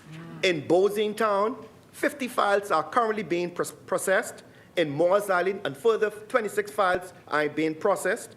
And during the next fiscal year, Mr. Deputy Speaker, approximately 100 additional regularization projects are at work. Of course, that also extends to the Pit Road for a challenge. This is not theory. This is not a study. This is not another report sitting on a shelf. This is government using its authority to correct long-standing wrongs and give Bahamian families the dignity and respect of ownership. A deed is not just a document. It is security. It is peace of mind. It is something a mother can leave to her children. It is something a father can use to build, improve, borrow. In Fire Trail, Mr. Deputy Speaker, persons found occupying land acquired by the ministry are also being engaged. And of course, we have the Honorable Member for Gardenhill to thank. He is leading the charge with me. They're being assessed, engaged, and placed on a path toward regularization where appropriate. That process followed meetings with area churches and people and reflects the same principle. Where families can be regularized lawfully and fairly, this government will do so. Yes. Mr. Deputy Speaker, This is what leadership looks like. Not speeches alone, not promises alone, but the careful, lawful, and decisive use of government power to deliver security, dignity, and ownership to Bahamian families. For too long, land uncertainty has weakened families and held back communities. Under the leadership of Prime Minister Philip Brave Davis, that is changing, one community at a time, one family at a time, one deed at a time. Mr. Deputy Speaker, while title regularization initiatives can resolve specific communities, and while the new land registration reform framework provides a pathway for modernization, there remains one land issue that stands apart because of its scale, its history, and its complexity. It is an issue that affects generations of Bahamians' family, particularly through the Family Islands. It is an issue that has been discussed for decades, studied repeatedly, and debated extensively. And it is an issue increasingly demanding national attention. I speak, Mr. Deputy Speaker, of commonage. Commonage is one of the oldest and most complex land tenure systems in the Commonwealth of the Bahamas. Yes. Commonage emerged from an earlier Bahamas. It developed in a society where land was often used communally by settlements for cultivation, grazing, access to water, and basic survival. It reflected a time when Bahamians, particularly in Family Island communities, did not have access to ordinary fee-simple ownership in the modern sense, but instead depended upon shared land arrangements for farming, settlement, and daily life. In that historical context, commonage reflected realities of its time. It provided access to land in communities where ordinary legal ownership was often difficult, unavailable, or unclear. It allowed families to cultivate, occupy, and use land within a shared system. It reflected the realities of a poorer, more rural post-emancipation Bahamas, where land, labor, and survival were closely connected. But, Mr. Deputy Speaker, the law that governs commonage is not modern. The Commonage Act dates back to 1896. It speaks the language of cultivation, commoners' meetings, watering places, trespassers, and lands being abandoned if it is not planted. That tells us exactly what it was designed for. It was designed for an agricultural settlement system, not for the modern realities of home ownership, mortgage, financing, subdivision control, planning control, tax assessment, and generational wealth. The central problem is, commonage does not give the individual commoner ordinary title to the specific land upon which he lives. Instead, it provides rights within a shared system. Indeed, the statutory framework itself is built around the concept of land being granted to 20 or more persons and remaining unpartitioned, with rights exercised through a register of commoners and a system of collective administration rather than an individual ownership. That structure may have reflected the earlier realities in an earlier era, but it represents or presents very different challenges in a modern economy. The challenge is compounded, Mr. Deputy Speaker, by the fact that the number of persons now claiming rights through a commonage generally expands with each generation, while the land itself remains fixed. What may have begun as a manageable arrangement for a relatively small settlement can, over time, become increasingly difficult to administer as families' lines expand, records become harder to maintain and find, and competing claims become more complex. As generations pass, questions arise as to who is entitled to participate, who may occupy particular areas, who may build, who may consent to develop, and who may speak on behalf of the community. Rights become more difficult to identify. Decision-making becomes more complicated. Development becomes more difficult. And the very people the system was intended to benefit can find themselves constrained by it. That may have been workable when the land was used primarily for cultivation and grazing. It is far less workable where Bahamians have built homes, raised families, invested substantial monies in improvements, and now wish to pass something to secure and certain to their children. Mr. Deputy Speaker, increasingly, commoners themselves are asking whether a framework designed for agricultural settlements in the 19th century remains capable of meeting the needs of Bahamian families in the 21st. They want certainty. They want security. They want to know that the home they built belongs to them and that their children can inherit it without confusion. They do not readily accept that a person who built nothing, maintained nothing, and invested nothing should stand in the same practical position as the person who built a home, improved the land, paid the bills, and carried the burden for decades. Mr. Deputy Speaker, commonage creates serious practical difficulties. It affects financing because there is no ordinary marketable title. It affects planning because subdivision, severance, and development approvals become difficult, if not impossible. It affects investments because families are often unable to use the land as collateral. And it affects inheritance because what is passed from one generation to the next is often uncertainty rather than ownership. These difficulties, Mr. Deputy Speaker, are not merely theoretical. They create real disputes over occupation, entitlement, development, rights, and the administration of commonage lands. Some of those disputes reach the courts. Many others never do, not because the issue is unimportant, but because families often lack the resources to fight. That is part of the injustice. A family may have its belt tied up in the very land it cannot properly use, mortgage, develop, or transfer. The asset exists, but the system prevents the family from unlocking its value. In those circumstances, uncertainty is not just a legal problem. It is an economical problem. It is a family problem. It is a generational problem. It is an ownership problem.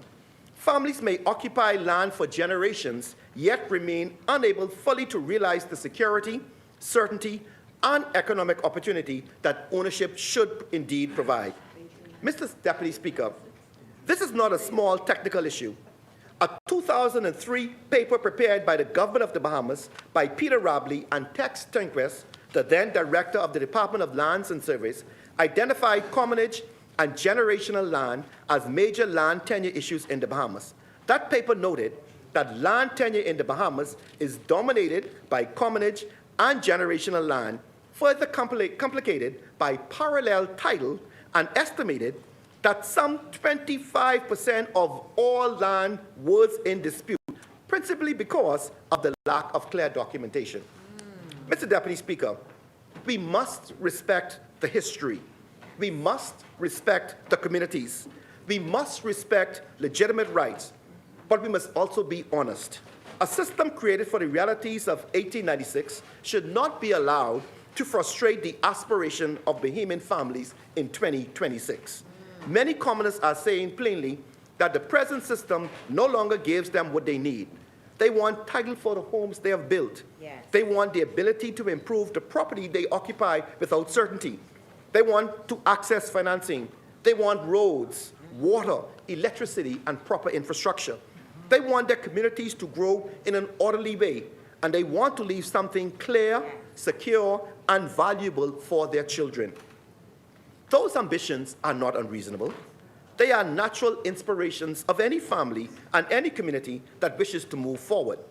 The role of government is not to dictate the future of commonage, and I repeat, the role of the government is not to dictate the future of commonage. The role of government is to listen, to support, and to provide the technical and legal assistance necessary where commoners themselves are ready to act. Where there is a desire among commoners to explore reform, government is prepared to listen carefully, provide technical guidance, and assist in examining options that can better balance historical rights with the modern aspiration of home ownership, infrastructure development, economic opportunity, and intergenerational wealth creation. Mr. Deputy Speaker, the question, therefore, is not whether the commonage has historical importance, as it does. The question is whether a framework designed for the realities of 1896 remains sufficient for the realities of 2026. That conversation belongs first and foremost to the commoners themselves. Yes. The role of government, of course, as I said, is to listen and support, and where consensus emerges, to help create pathways that preserve legitimate rights while expanding ownership, opportunity, and security for future generations. Mr. Deputy Speaker, as I approach the end of this timely, fitting contribution, it is fitting it is fitting that I acknowledge the University of the Bahamas, my alma mater. Earlier this week, the University of the Bahamas released a publication recognizing alumni who now serve in this parliament and public life. I thank the University of the Bahamas for that recognition, but more importantly, for the extraordinary contribution it continues to make to our nation.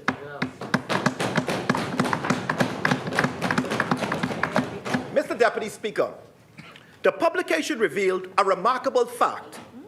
More than 40% of the members of this body and of that other place are graduates of the University of the Bahamas, or its predecessor, the College of the Bahamas.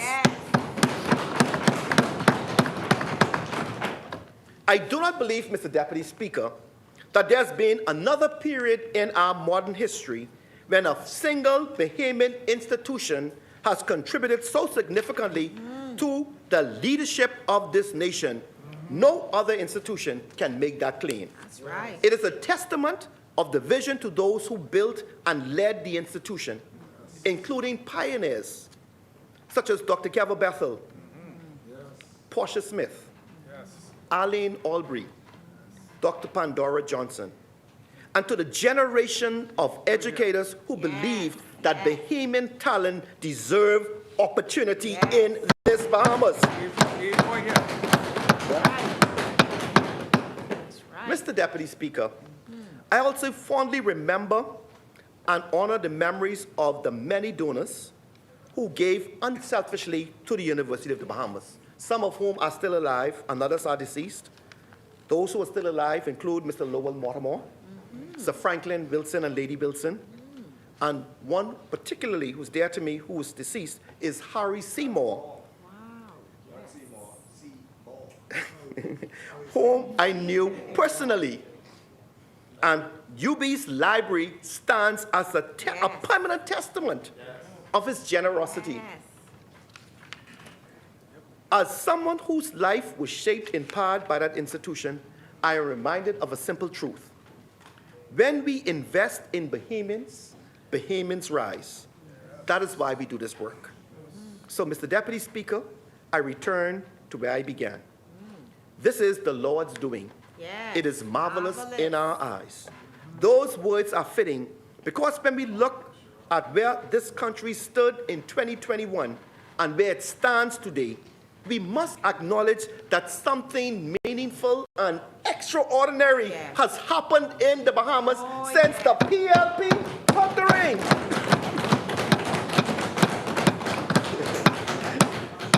We met a country under pressure. Families were hurting. Businesses were struggling. Unemployment was high. Confidence was shaken. The public finances were under strain. All around the world, inflation was rising. Supply chains were disrupted. War and instability were affecting prices. And ordinary people everywhere were asking whether their governments understood what they were facing. But then came along one Philip Edward Brave Davis. There came along one progressive liberal party. Bahamians were not asking for theories. They were asking for relief. They were asking about groceries. They were asking about electricity bills. They were asking about rent. They were asking about mortgages. They were asking about jobs. They were asking whether their children would have opportunities. They were asking whether tomorrow would be a better day. But we did produce a new day. Those are the real issues. Those are the meat and potato issues. And those are the issues that this government has focused on. And underlining many of those issues is a simple aspiration shared by countless Bahamian families. The aspiration to own something of their own. A home, a piece of land, an asset, a future that can be passed to the next generation. Today, only through God's grace and mercy, more Bahamians are working. VAT has been reduced. VAT has been removed of unprepared food items. Government housing construction has resumed and expanded. Land reform is advancing. Communities are being regularized. Mortgage financing is being strengthened.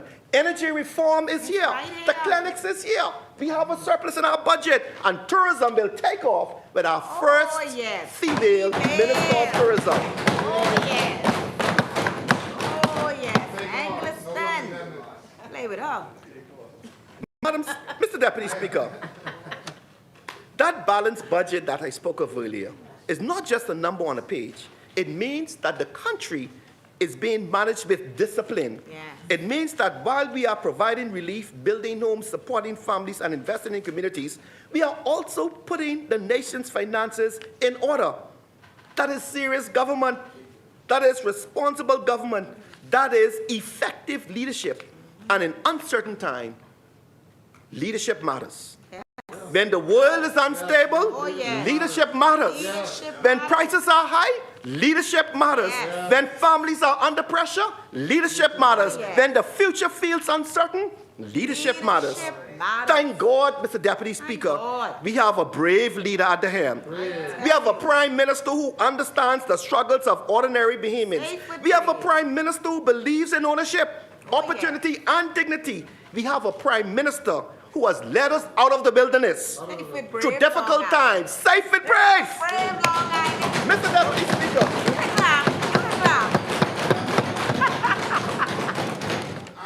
Mr. Deputy Speaker. I take care of Long Island too. Mr. Deputy Speaker. The opposition offered noise. The Bahamian people chose progress. The opposition offered fear. The Bahamian people chose stability. Yes. The opposition offered grievance. The Bahamian people chose delivery. Yes. The opposition offered theatrics, but the Bahamian people chose leadership. Yes. Mr. Deputy Speaker, there is still much work to be done. Oh, yes. No serious person would suggest otherwise. There are families who still need homes. There are still communities that need attention. Yes. There are still young people looking for opportunity. There are still long-standing problems that must be resolved. But this country under the PLP is moving forward. Carmichael is moving forward. The housing programs are moving forward. Land reform is moving forward. The economy is moving forward. And under the leadership of the Honorable Philip Edward Davis, the Bahamas is moving forward, upward, onward, and together. So today, Mr. Deputy Speaker, I stand in support of this budget. I stand in support of this government. And I stand in support of the program of progress endorsed by the Bahamian people. Because at the heart of that program is a simple promise. More Bahamians should have the opportunity to own, to build, and to leave something better for their children. That is what this budget supports. That is what this ministry advances. And that is what this government believes in. And I say again, with gratitude and conviction, this is the Lord's doing. It is marvelous in our eyes. You know, I end by saying that the Honorable Minister of Energy, member for Elizabeth and I, throughout our campaign, we said that God favors the PLP. Yes, we did. And we said that if God favors the PLP, if God is for us, God for us. who could be against us? Who could be against us? God for May us. God continue to bless this house. Amen. Grant us wisdom and strength for the work that remains before us. Bless the people whom we are privileged to serve. And may God continue to bless this great Commonwealth of the Bahamas. Carmichael supports this budget. That's it.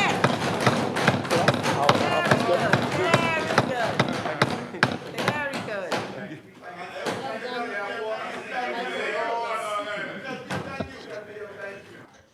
Thank you, Honourable Member.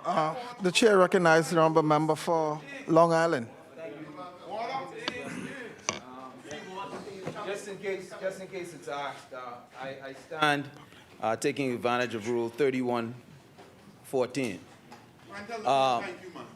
Mr. Deputy, the reality is we live in a very small country, and power is concentrated in the executive. And we are here in this House as the opposition, and I refer to the past two contributions by the members for Elizabeth and Carmichael. And those side opposite, and some of whom are on this side, they possess tremendous power in this country. My grandmother, we call her Mama. Mama always reminded us, when you're powerful, be merciful. And ladies and gentlemen, Deputy Speaker, the member for Elizabeth said earlier today when she quoted Isaiah 41:10, she talked about us needing more. No, I quoted the rule. She referred to the fact that we are at a point where we need more aviation personnel. The member for Carmichael said that the PLP is all about helping Bahamian families, uplifting them, giving them the opportunity to afford housing, which are things near and dear to me, right? The reality is, and I referred to our parliamentary chaplain earlier today, he said he's not focused on words. He prefers to look at actions. I have requested permission, and I've received the permission, in relation to what is clearly a contradictory statement by the member for Elizabeth and also the member for Carmichael, whereby since the previous parliament dissolved, we have had in South Andros no less than 3 persons who have been relieved from their employment with the airport authority. And I speak as a member of parliament for a family island constituency. No, please allow me. I wish to enter this into the record. And it is very difficult for people on the family islands to make ends meet. That's a reality. And we have a young lady here by letter dated June 8, 2026. Honorable members. She has been summarily dismissed from her employment with absolutely no reason given. For no reason given. Honorable member for Long Island. Allow me to. Honorable member for Long Island. I'm trying to get your attention, but you're still trying to, I'll sit until everybody, just sit, relax. I'm trying to make sense of what you're reading. I understand so far, but can I see the document before we go on any further? That's what I guess, and then we can, The chair recognizes the honorable member for Fox Hill. Yeah. I'm just trying to see the relevance to the debate on this. The member will have an opportunity to enter whatever he wishes. Okay. When it's time for his debate, would be an opportunity for him to answer anything that was said in this debate. At the moment, the next person up is supposed to be the Minister of Health. And I think we ought to proceed. I will read. The chair recognizes the honorable member for Tall Pines. I will read.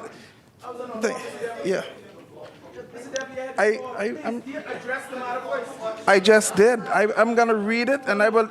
No. Listen. Now, I understand what you said, and I'm telling you, clear and plainly, I am reading this. Once I'm done, I will make a ruling. That's all. Yeah, that's fine. That's fine. And that's fine. I said what I said, and I'm finished with that. The chair recognizes the honorable member for Tall Pines. Thank you so much, Mr. Deputy Speaker. Mr. Deputy Speaker, I'd just like to join with the member of Carmichael and to just reiterate the fact that we are safe with Brave. I agree with that. But this evening I rise, first and foremost, to give God thanks for health and strength and to make my contribution in support of this year's progressive budget and the additional suite of legislation and resolutions that is currently a part of this debate. It's truly a privilege to once again represent and serve the great people of Tall Pines and to be reappointed as the Minister of Health and Wellness, allowing me another wonderful opportunity to continue this important work we started in the Ministry of Health and Wellness in 2021. I look forward to working closely with the Tall Pines constituency office, my capable team, the community, over the next 5 years to create additional opportunities that will ultimately improve lives and the livelihoods of those who I am privileged to represent. Once again, I thank you, Tall Pines, for another wonderful opportunity to serve. I will remain committed and represent you well in this honorable place.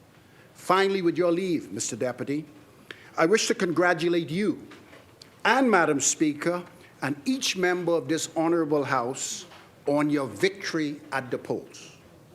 Mr. Deputy, during the general election season, we asked the Bahamian people to choose progress. And on May the 12th, less than a month ago, they did just that. I would also like to thank the Bahamian people for entrusting this Davis-led administration with the responsibility of building progress for every community on every island in our great Commonwealth. Mr. Deputy, I commend the Right Honorable Prime Minister, the Member of Parliament for Cat Island, Rumkey, and San Salvador, together with the Minister of Finance, the Member of Parliament for St. Barnabas, and his well-able team for their diligent work in growing and safeguarding the Bahamian economy and presenting a budget that balances fiscal responsibility with much of the country's social commitments. Mr. Deputy,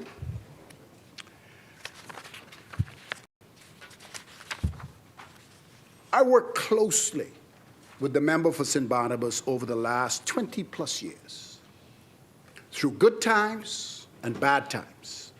We fought many political battles together and have experienced the joy of victory and the agony of defeat.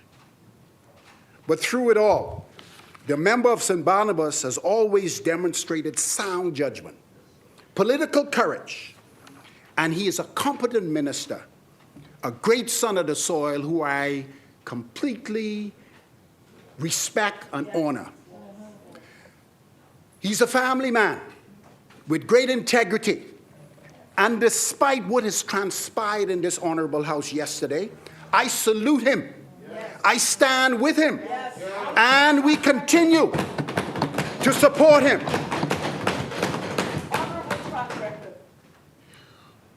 Who God bless, no man curse. And if you touch him, you touch all of us on this side of the divide. Today is me, tomorrow is you. We on this side remain committed to delivering real, meaningful economic progress Bahamians can feel and opportunities our people can access. This budget invests heavily in healthcare, heavily in education. It encourages home ownership. It addresses the cost of energy, the high cost of living. It promotes youth development, workforce training. It addresses crime, border protection, and it drives national growth.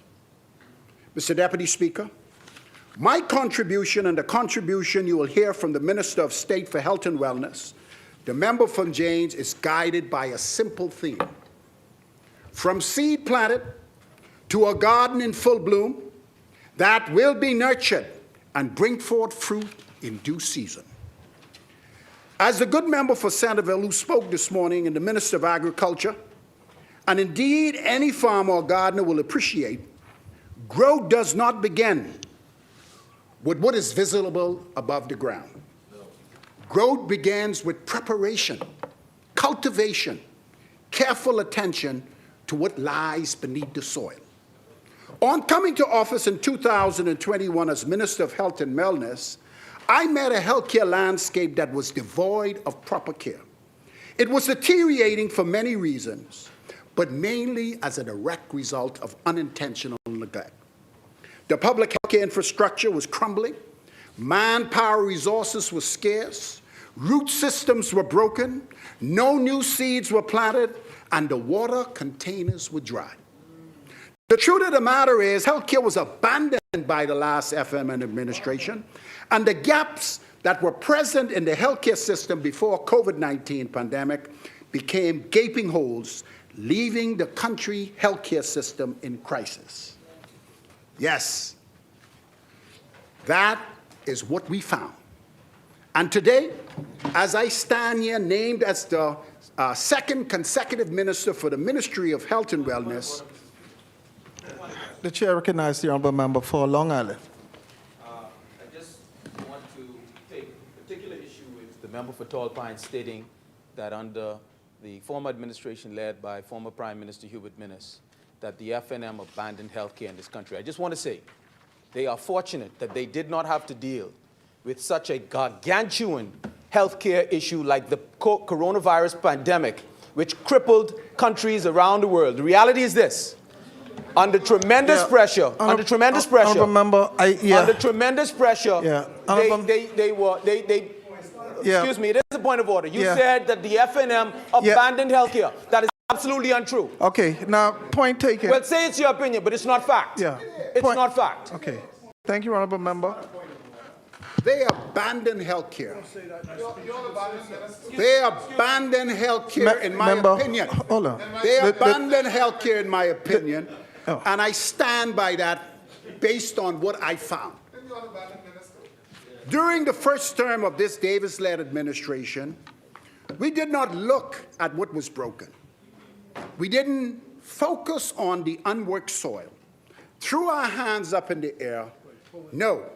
As a national priority, we immediately rolled up our sleeves and started the tedious technical work necessary to prepare for seeds to be planted and to reap a bountiful harvest.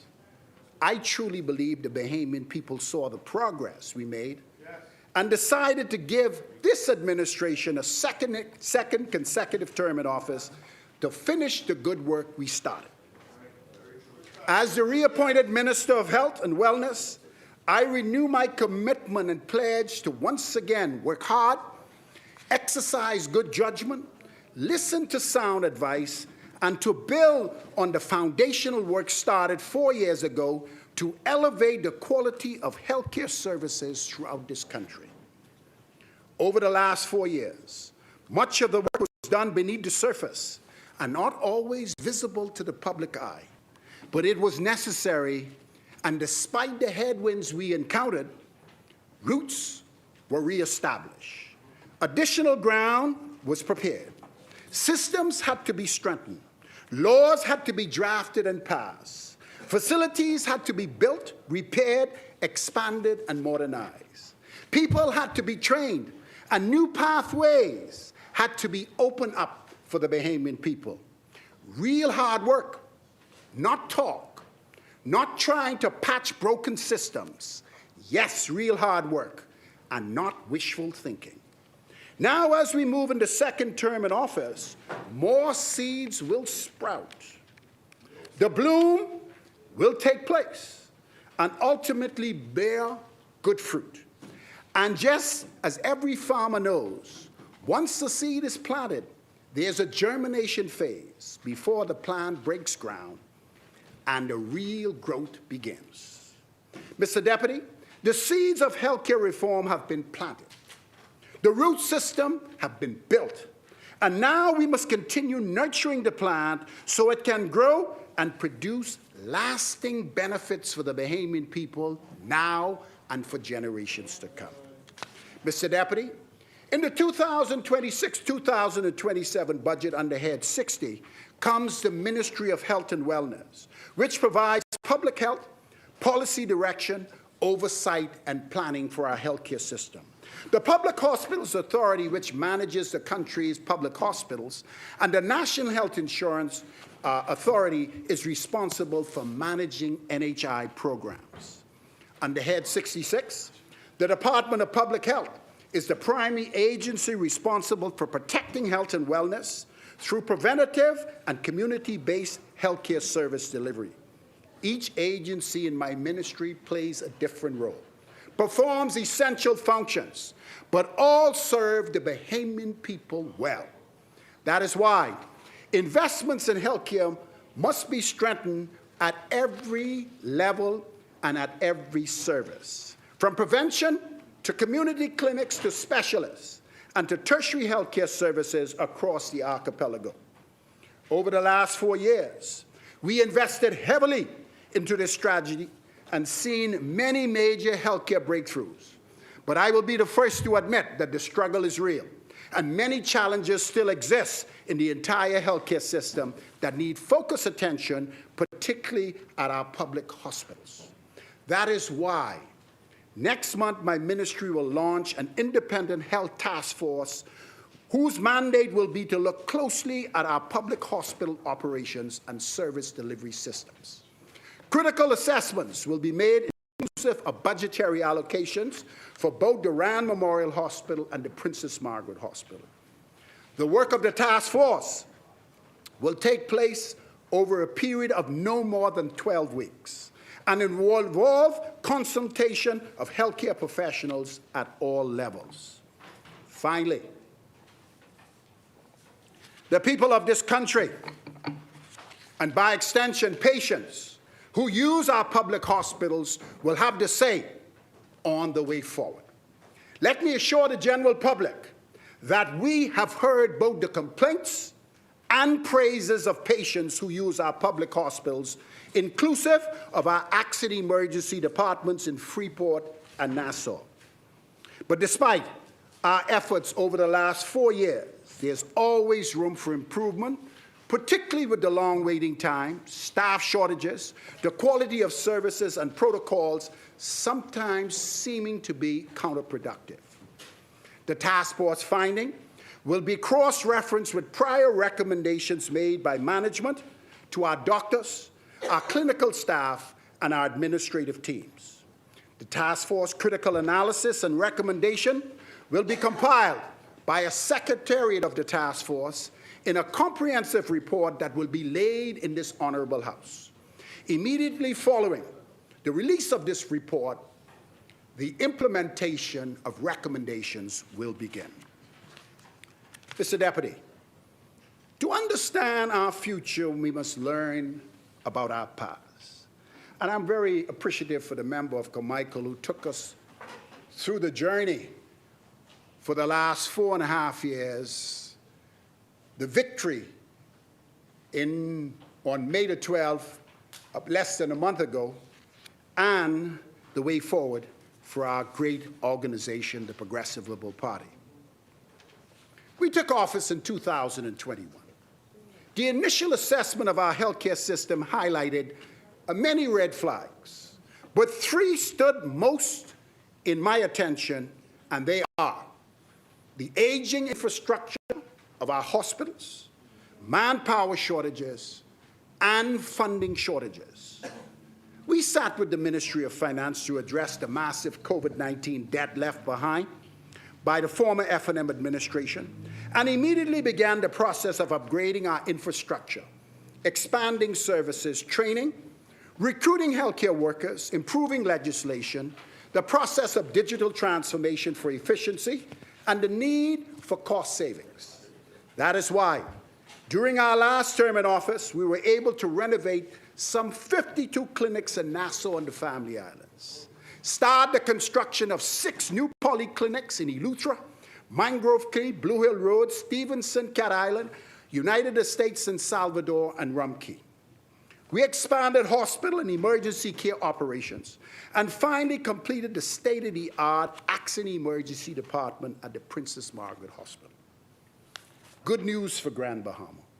In a few weeks, essential renovations will begin at the Rand Memorial Hospital accident emergency, and the morgue facility that went into some challenges because of the manufacture will finally be completed. We are also back on We are also back on track with the construction of phase 1 of the Freeport Health Campus, and this year we will complete the tender process for the multi-story tower on that 50-acre site.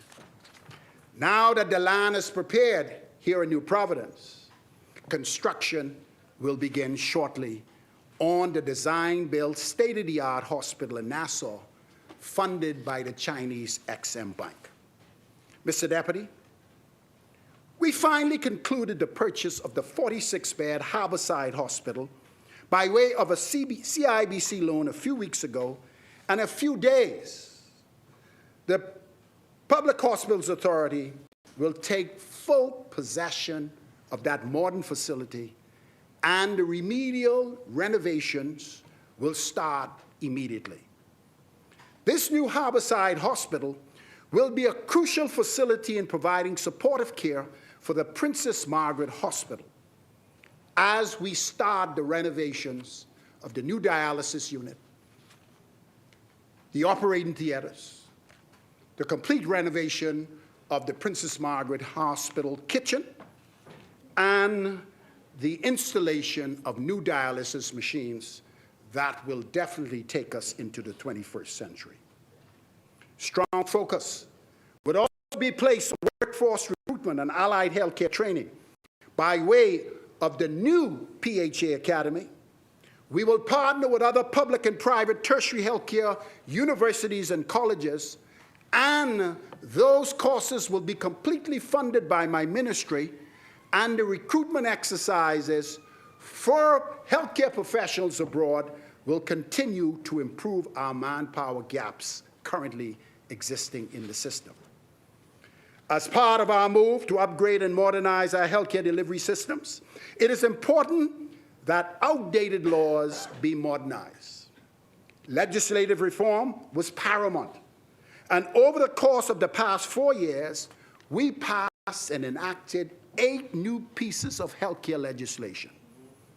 The last term in office was a period where our administration worked to recover, to rebuild and restore what was abandoned, and prepare new healthcare delivery systems for the next stage of growth and expansion.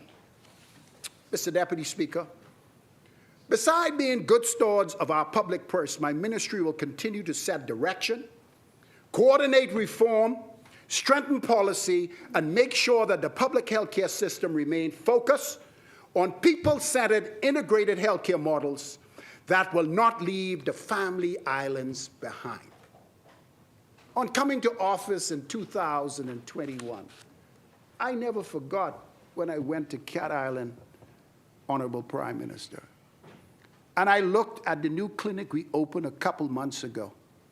The same piece of wood I left at the door, I met it there when I came back 5 years later, clearly demonstrating that the advancement of primary healthcare facility in the family islands were abandoned by the former F&M administration.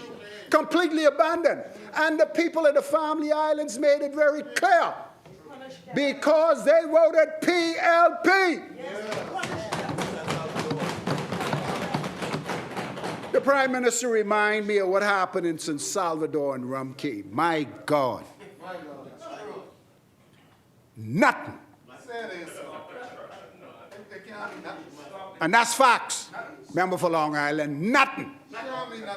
They abandoned them, left them completely unattended to. But it took a caring PLP administration under the leadership of the Honorable Philip Brave Davis. That's why I said, be safe with Brave. Today I stand. Member, it says a point of order, a point of clarification. The chair recognizes the honorable member for Long Island. I do not want to interrupt the member for Tall Pines and the Minister of Health.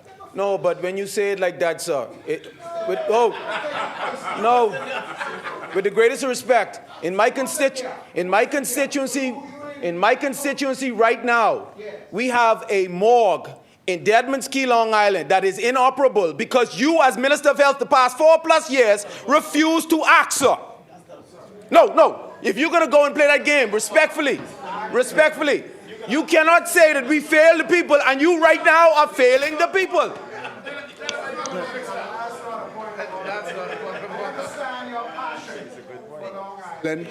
And me and you will have conversations outside of this honorable place so I can inform you exactly what's going on with your morgue in Long Island. The people of Long Island have a morgue in Sims, but they deserve the one in Deadman's Key, and I concede to that. And you will get your morgue in Deadman's Key. You will get it. You will get it. Just like you are a descendant from Long Island, I'm a descendant from Long Island. And the people of Long Island deserve it, and they'll get it. Today, I stand as your minister, and I'm pleased to report that the 2026-2020 budget that my ministry received under heads 60 and 66, some $468,501,925.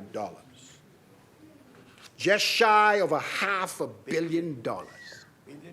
The largest sum ever allocated for health care in the history of the Commonwealth of the Bahamas. Demonstrating clearly how serious this administration is about health care reform, not only in New Providence and Grand Bahama, but Long Island and the entire archipelago.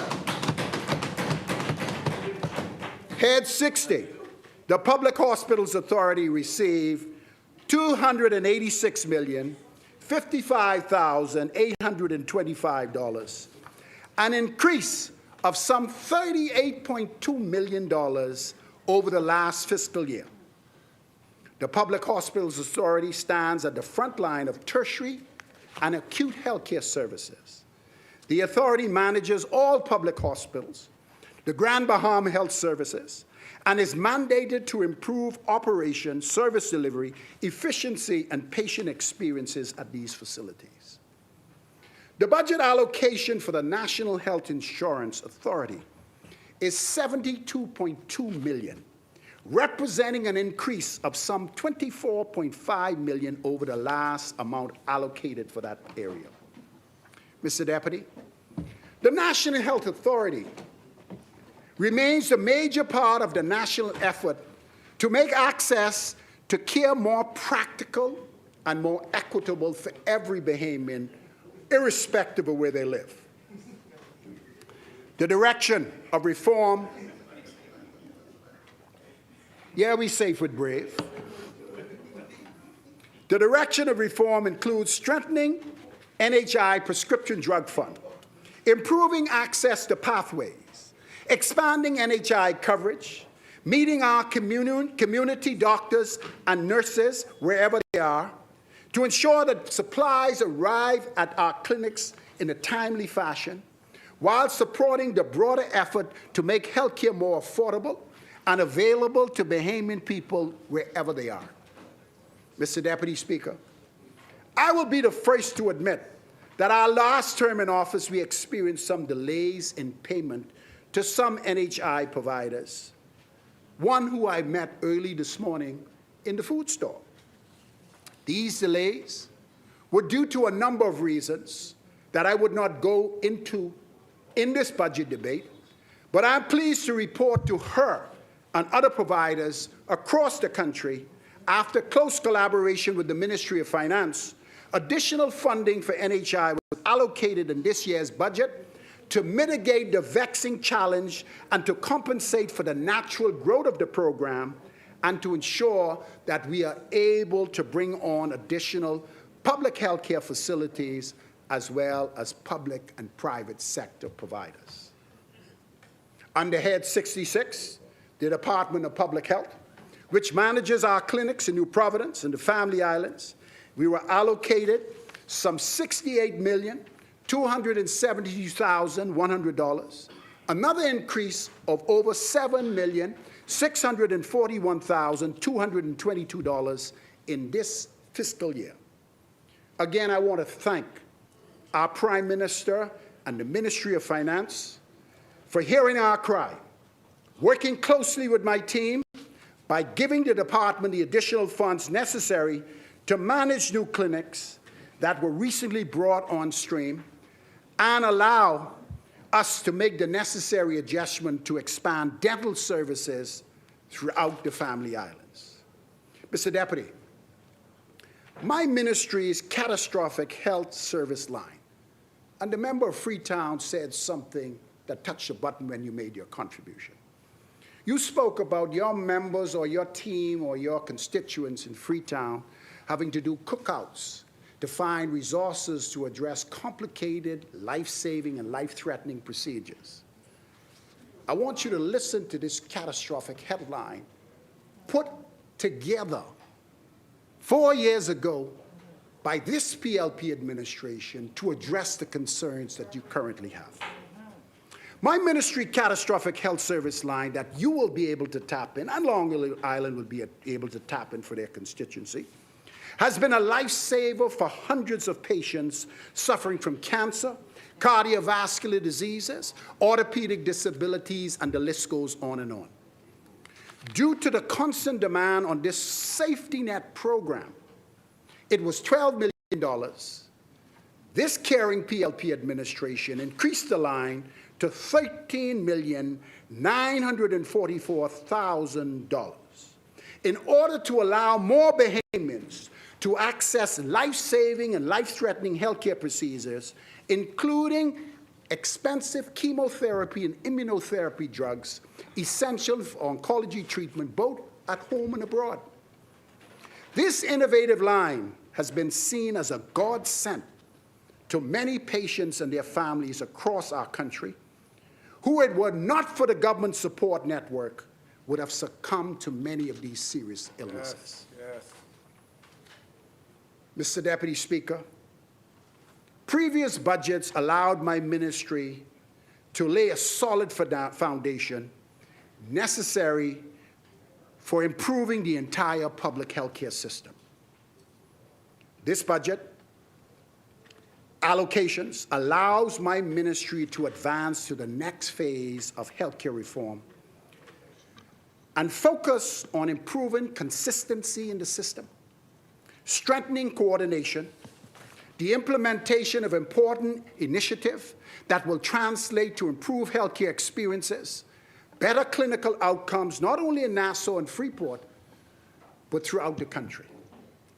Mr. Deputy, there's no doubt in my mind that the mandate set out in our blueprint for change, together with the initial work undertaken during the first term in office, has strengthened the foundation of public health care throughout the country. And I stand by that as the former Minister of Health and to be renamed the Minister of Health in this term in office.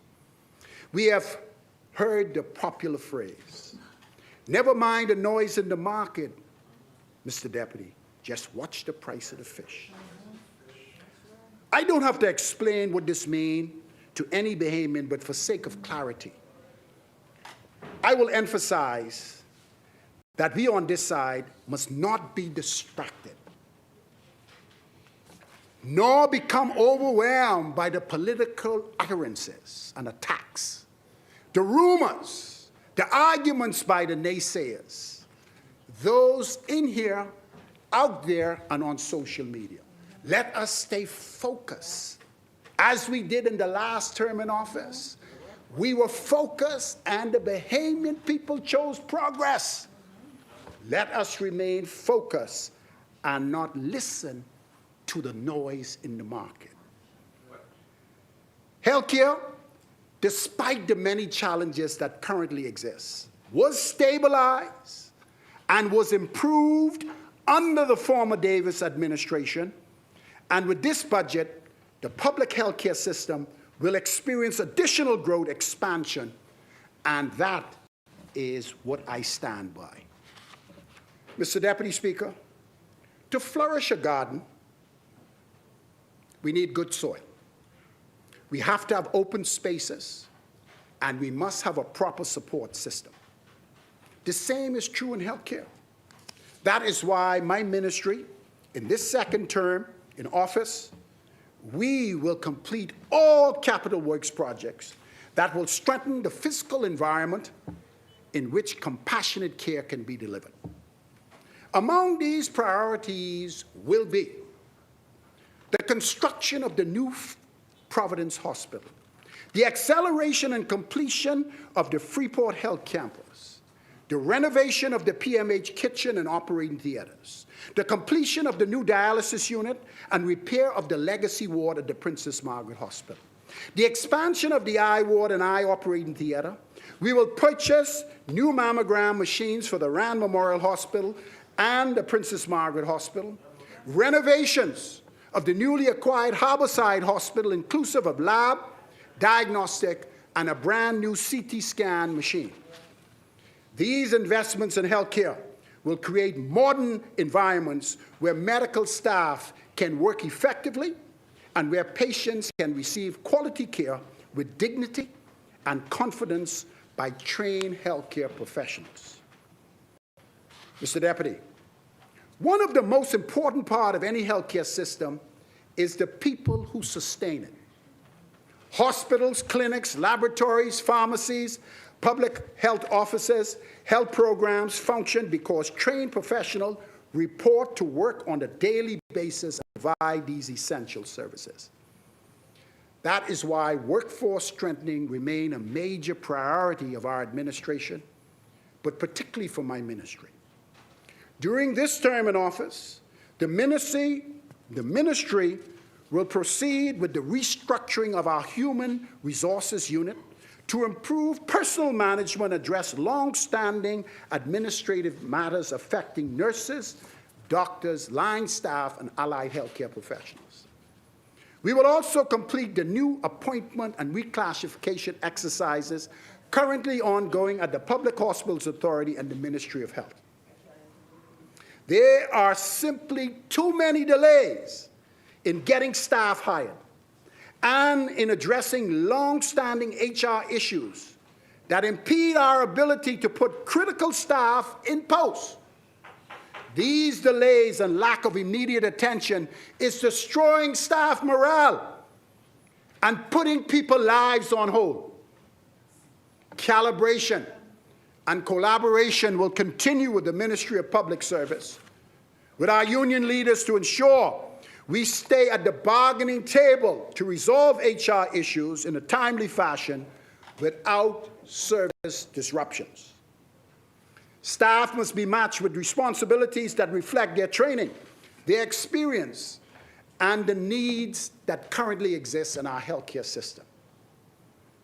There also will be an audit of our healthcare professionals in both the Public Hospitals Authority, the Department of Public Health, and the Ministry of Health, so that we can understand exactly where our human resources stand, where the gaps are, and where the next investments will be made in healthcare manpower resources.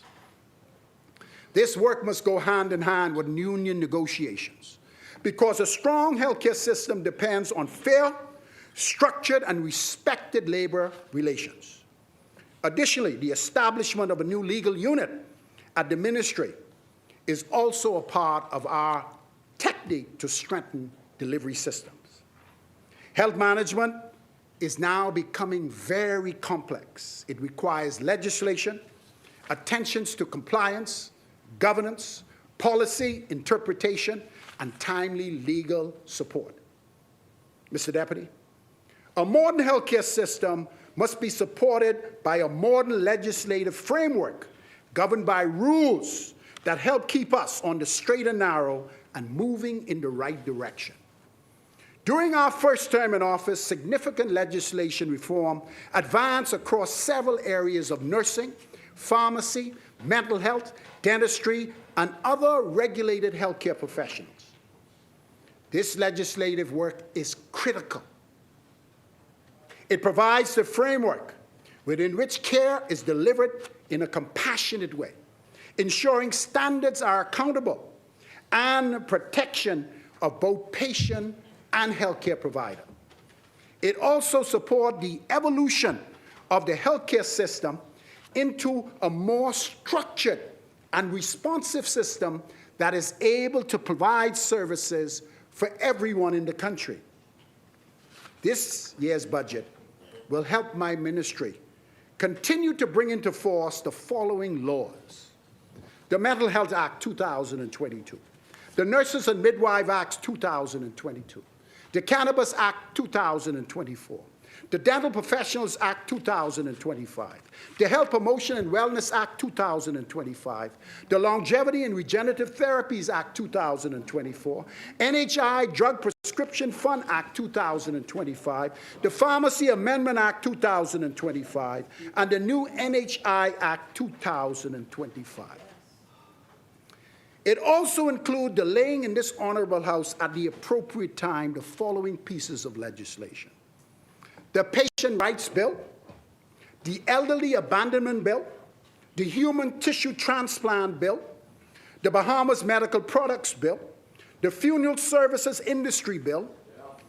Law reform matters because the delivery of health care requires order, patient protection, regulation that supports safety, while promoting uniformity and standard with quality delivery.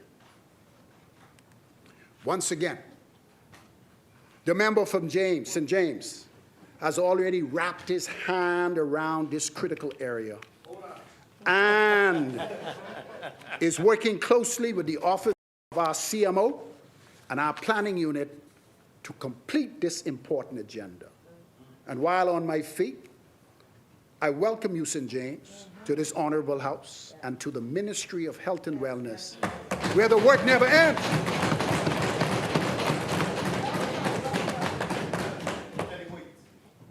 For the member for Long Island, Mr. Deputy, oral health is a critical component for overall wellness. It was underfunded for many years, my brother, abandoned on both sides of the political divide. But proper dental care influences nutrition, infection risk. It affects speech when it's abandoned, confidence in individuals, and we all know you give us our beautiful smile, or those of us who are fortunate enough to go to your facility. But it is also important of our presentation and cosmetics.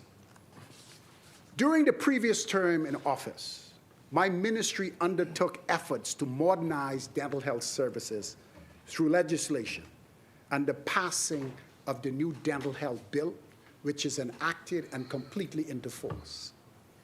We also focus on training and large equipment acquisitions.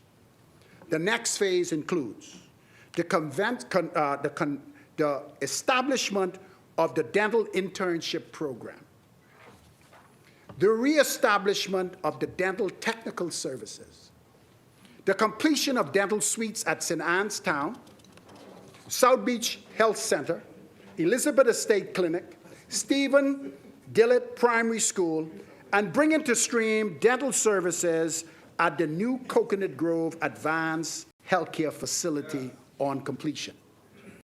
We're going to expand community dental services. We're going to purchase portable dental units and dental x-ray machines to support family island care. Access to oral health care must be a part of the normal rhythm of public health service delivery. And the National Health Authority is reviewing legislation in cooperation with the Dental Association to make sure that community dental services is a part of the basic package that will be delivered by National Health Insurance. Mr. Deputy Speaker, the responsibility of healthcare does not rest on the shoulder of the government alone.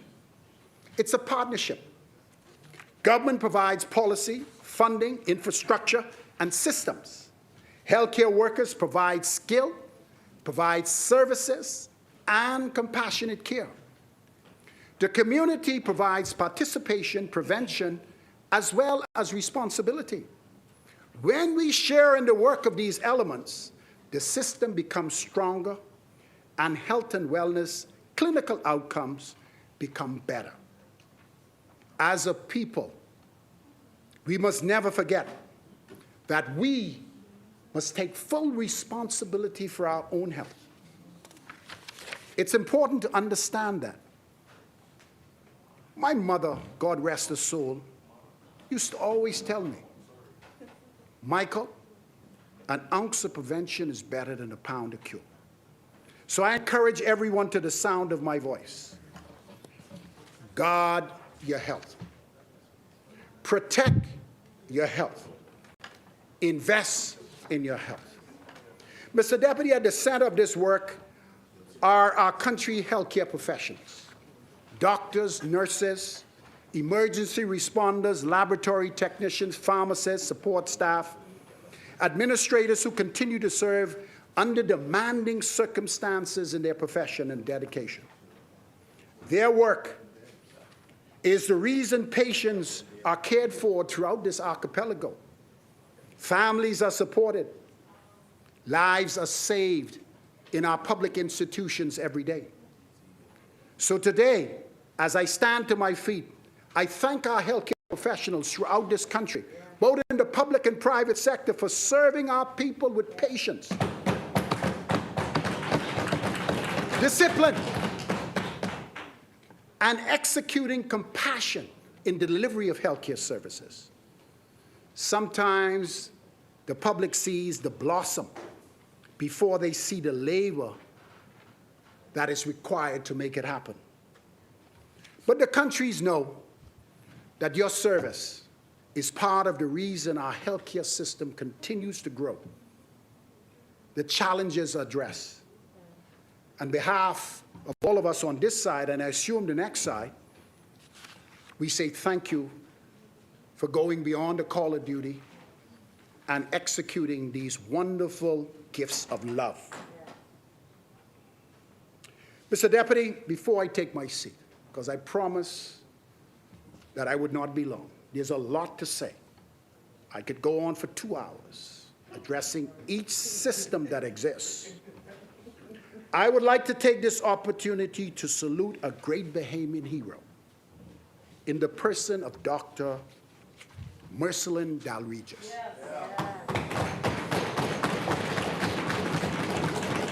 A strong daughter of the soil who labored in the vineyard and planted many fruit-bearing trees in our healthcare system.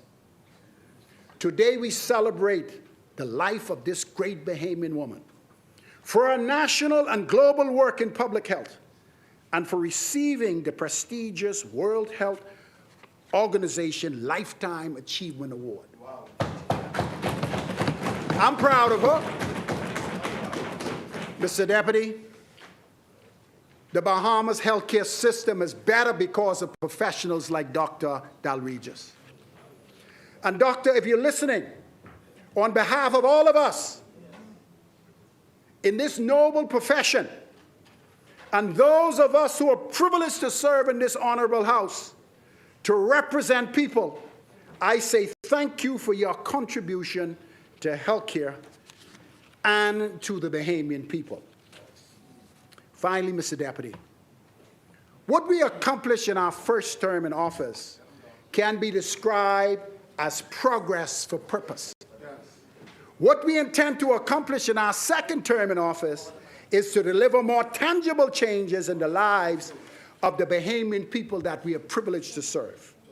There is no doubt that this budget reflects a government that continues to invest in people, strengthen institutions, and will prepare this nation for healthier generations to come. Tall Pines support this budget and the associated piece of legislation as well. And I thank you, Mr. Deputy, on behalf of the great people of Tall Pines. Thank you, Honourable Member. Honourable Member for Long Island. Your matter will be taken under advisement with the legal team.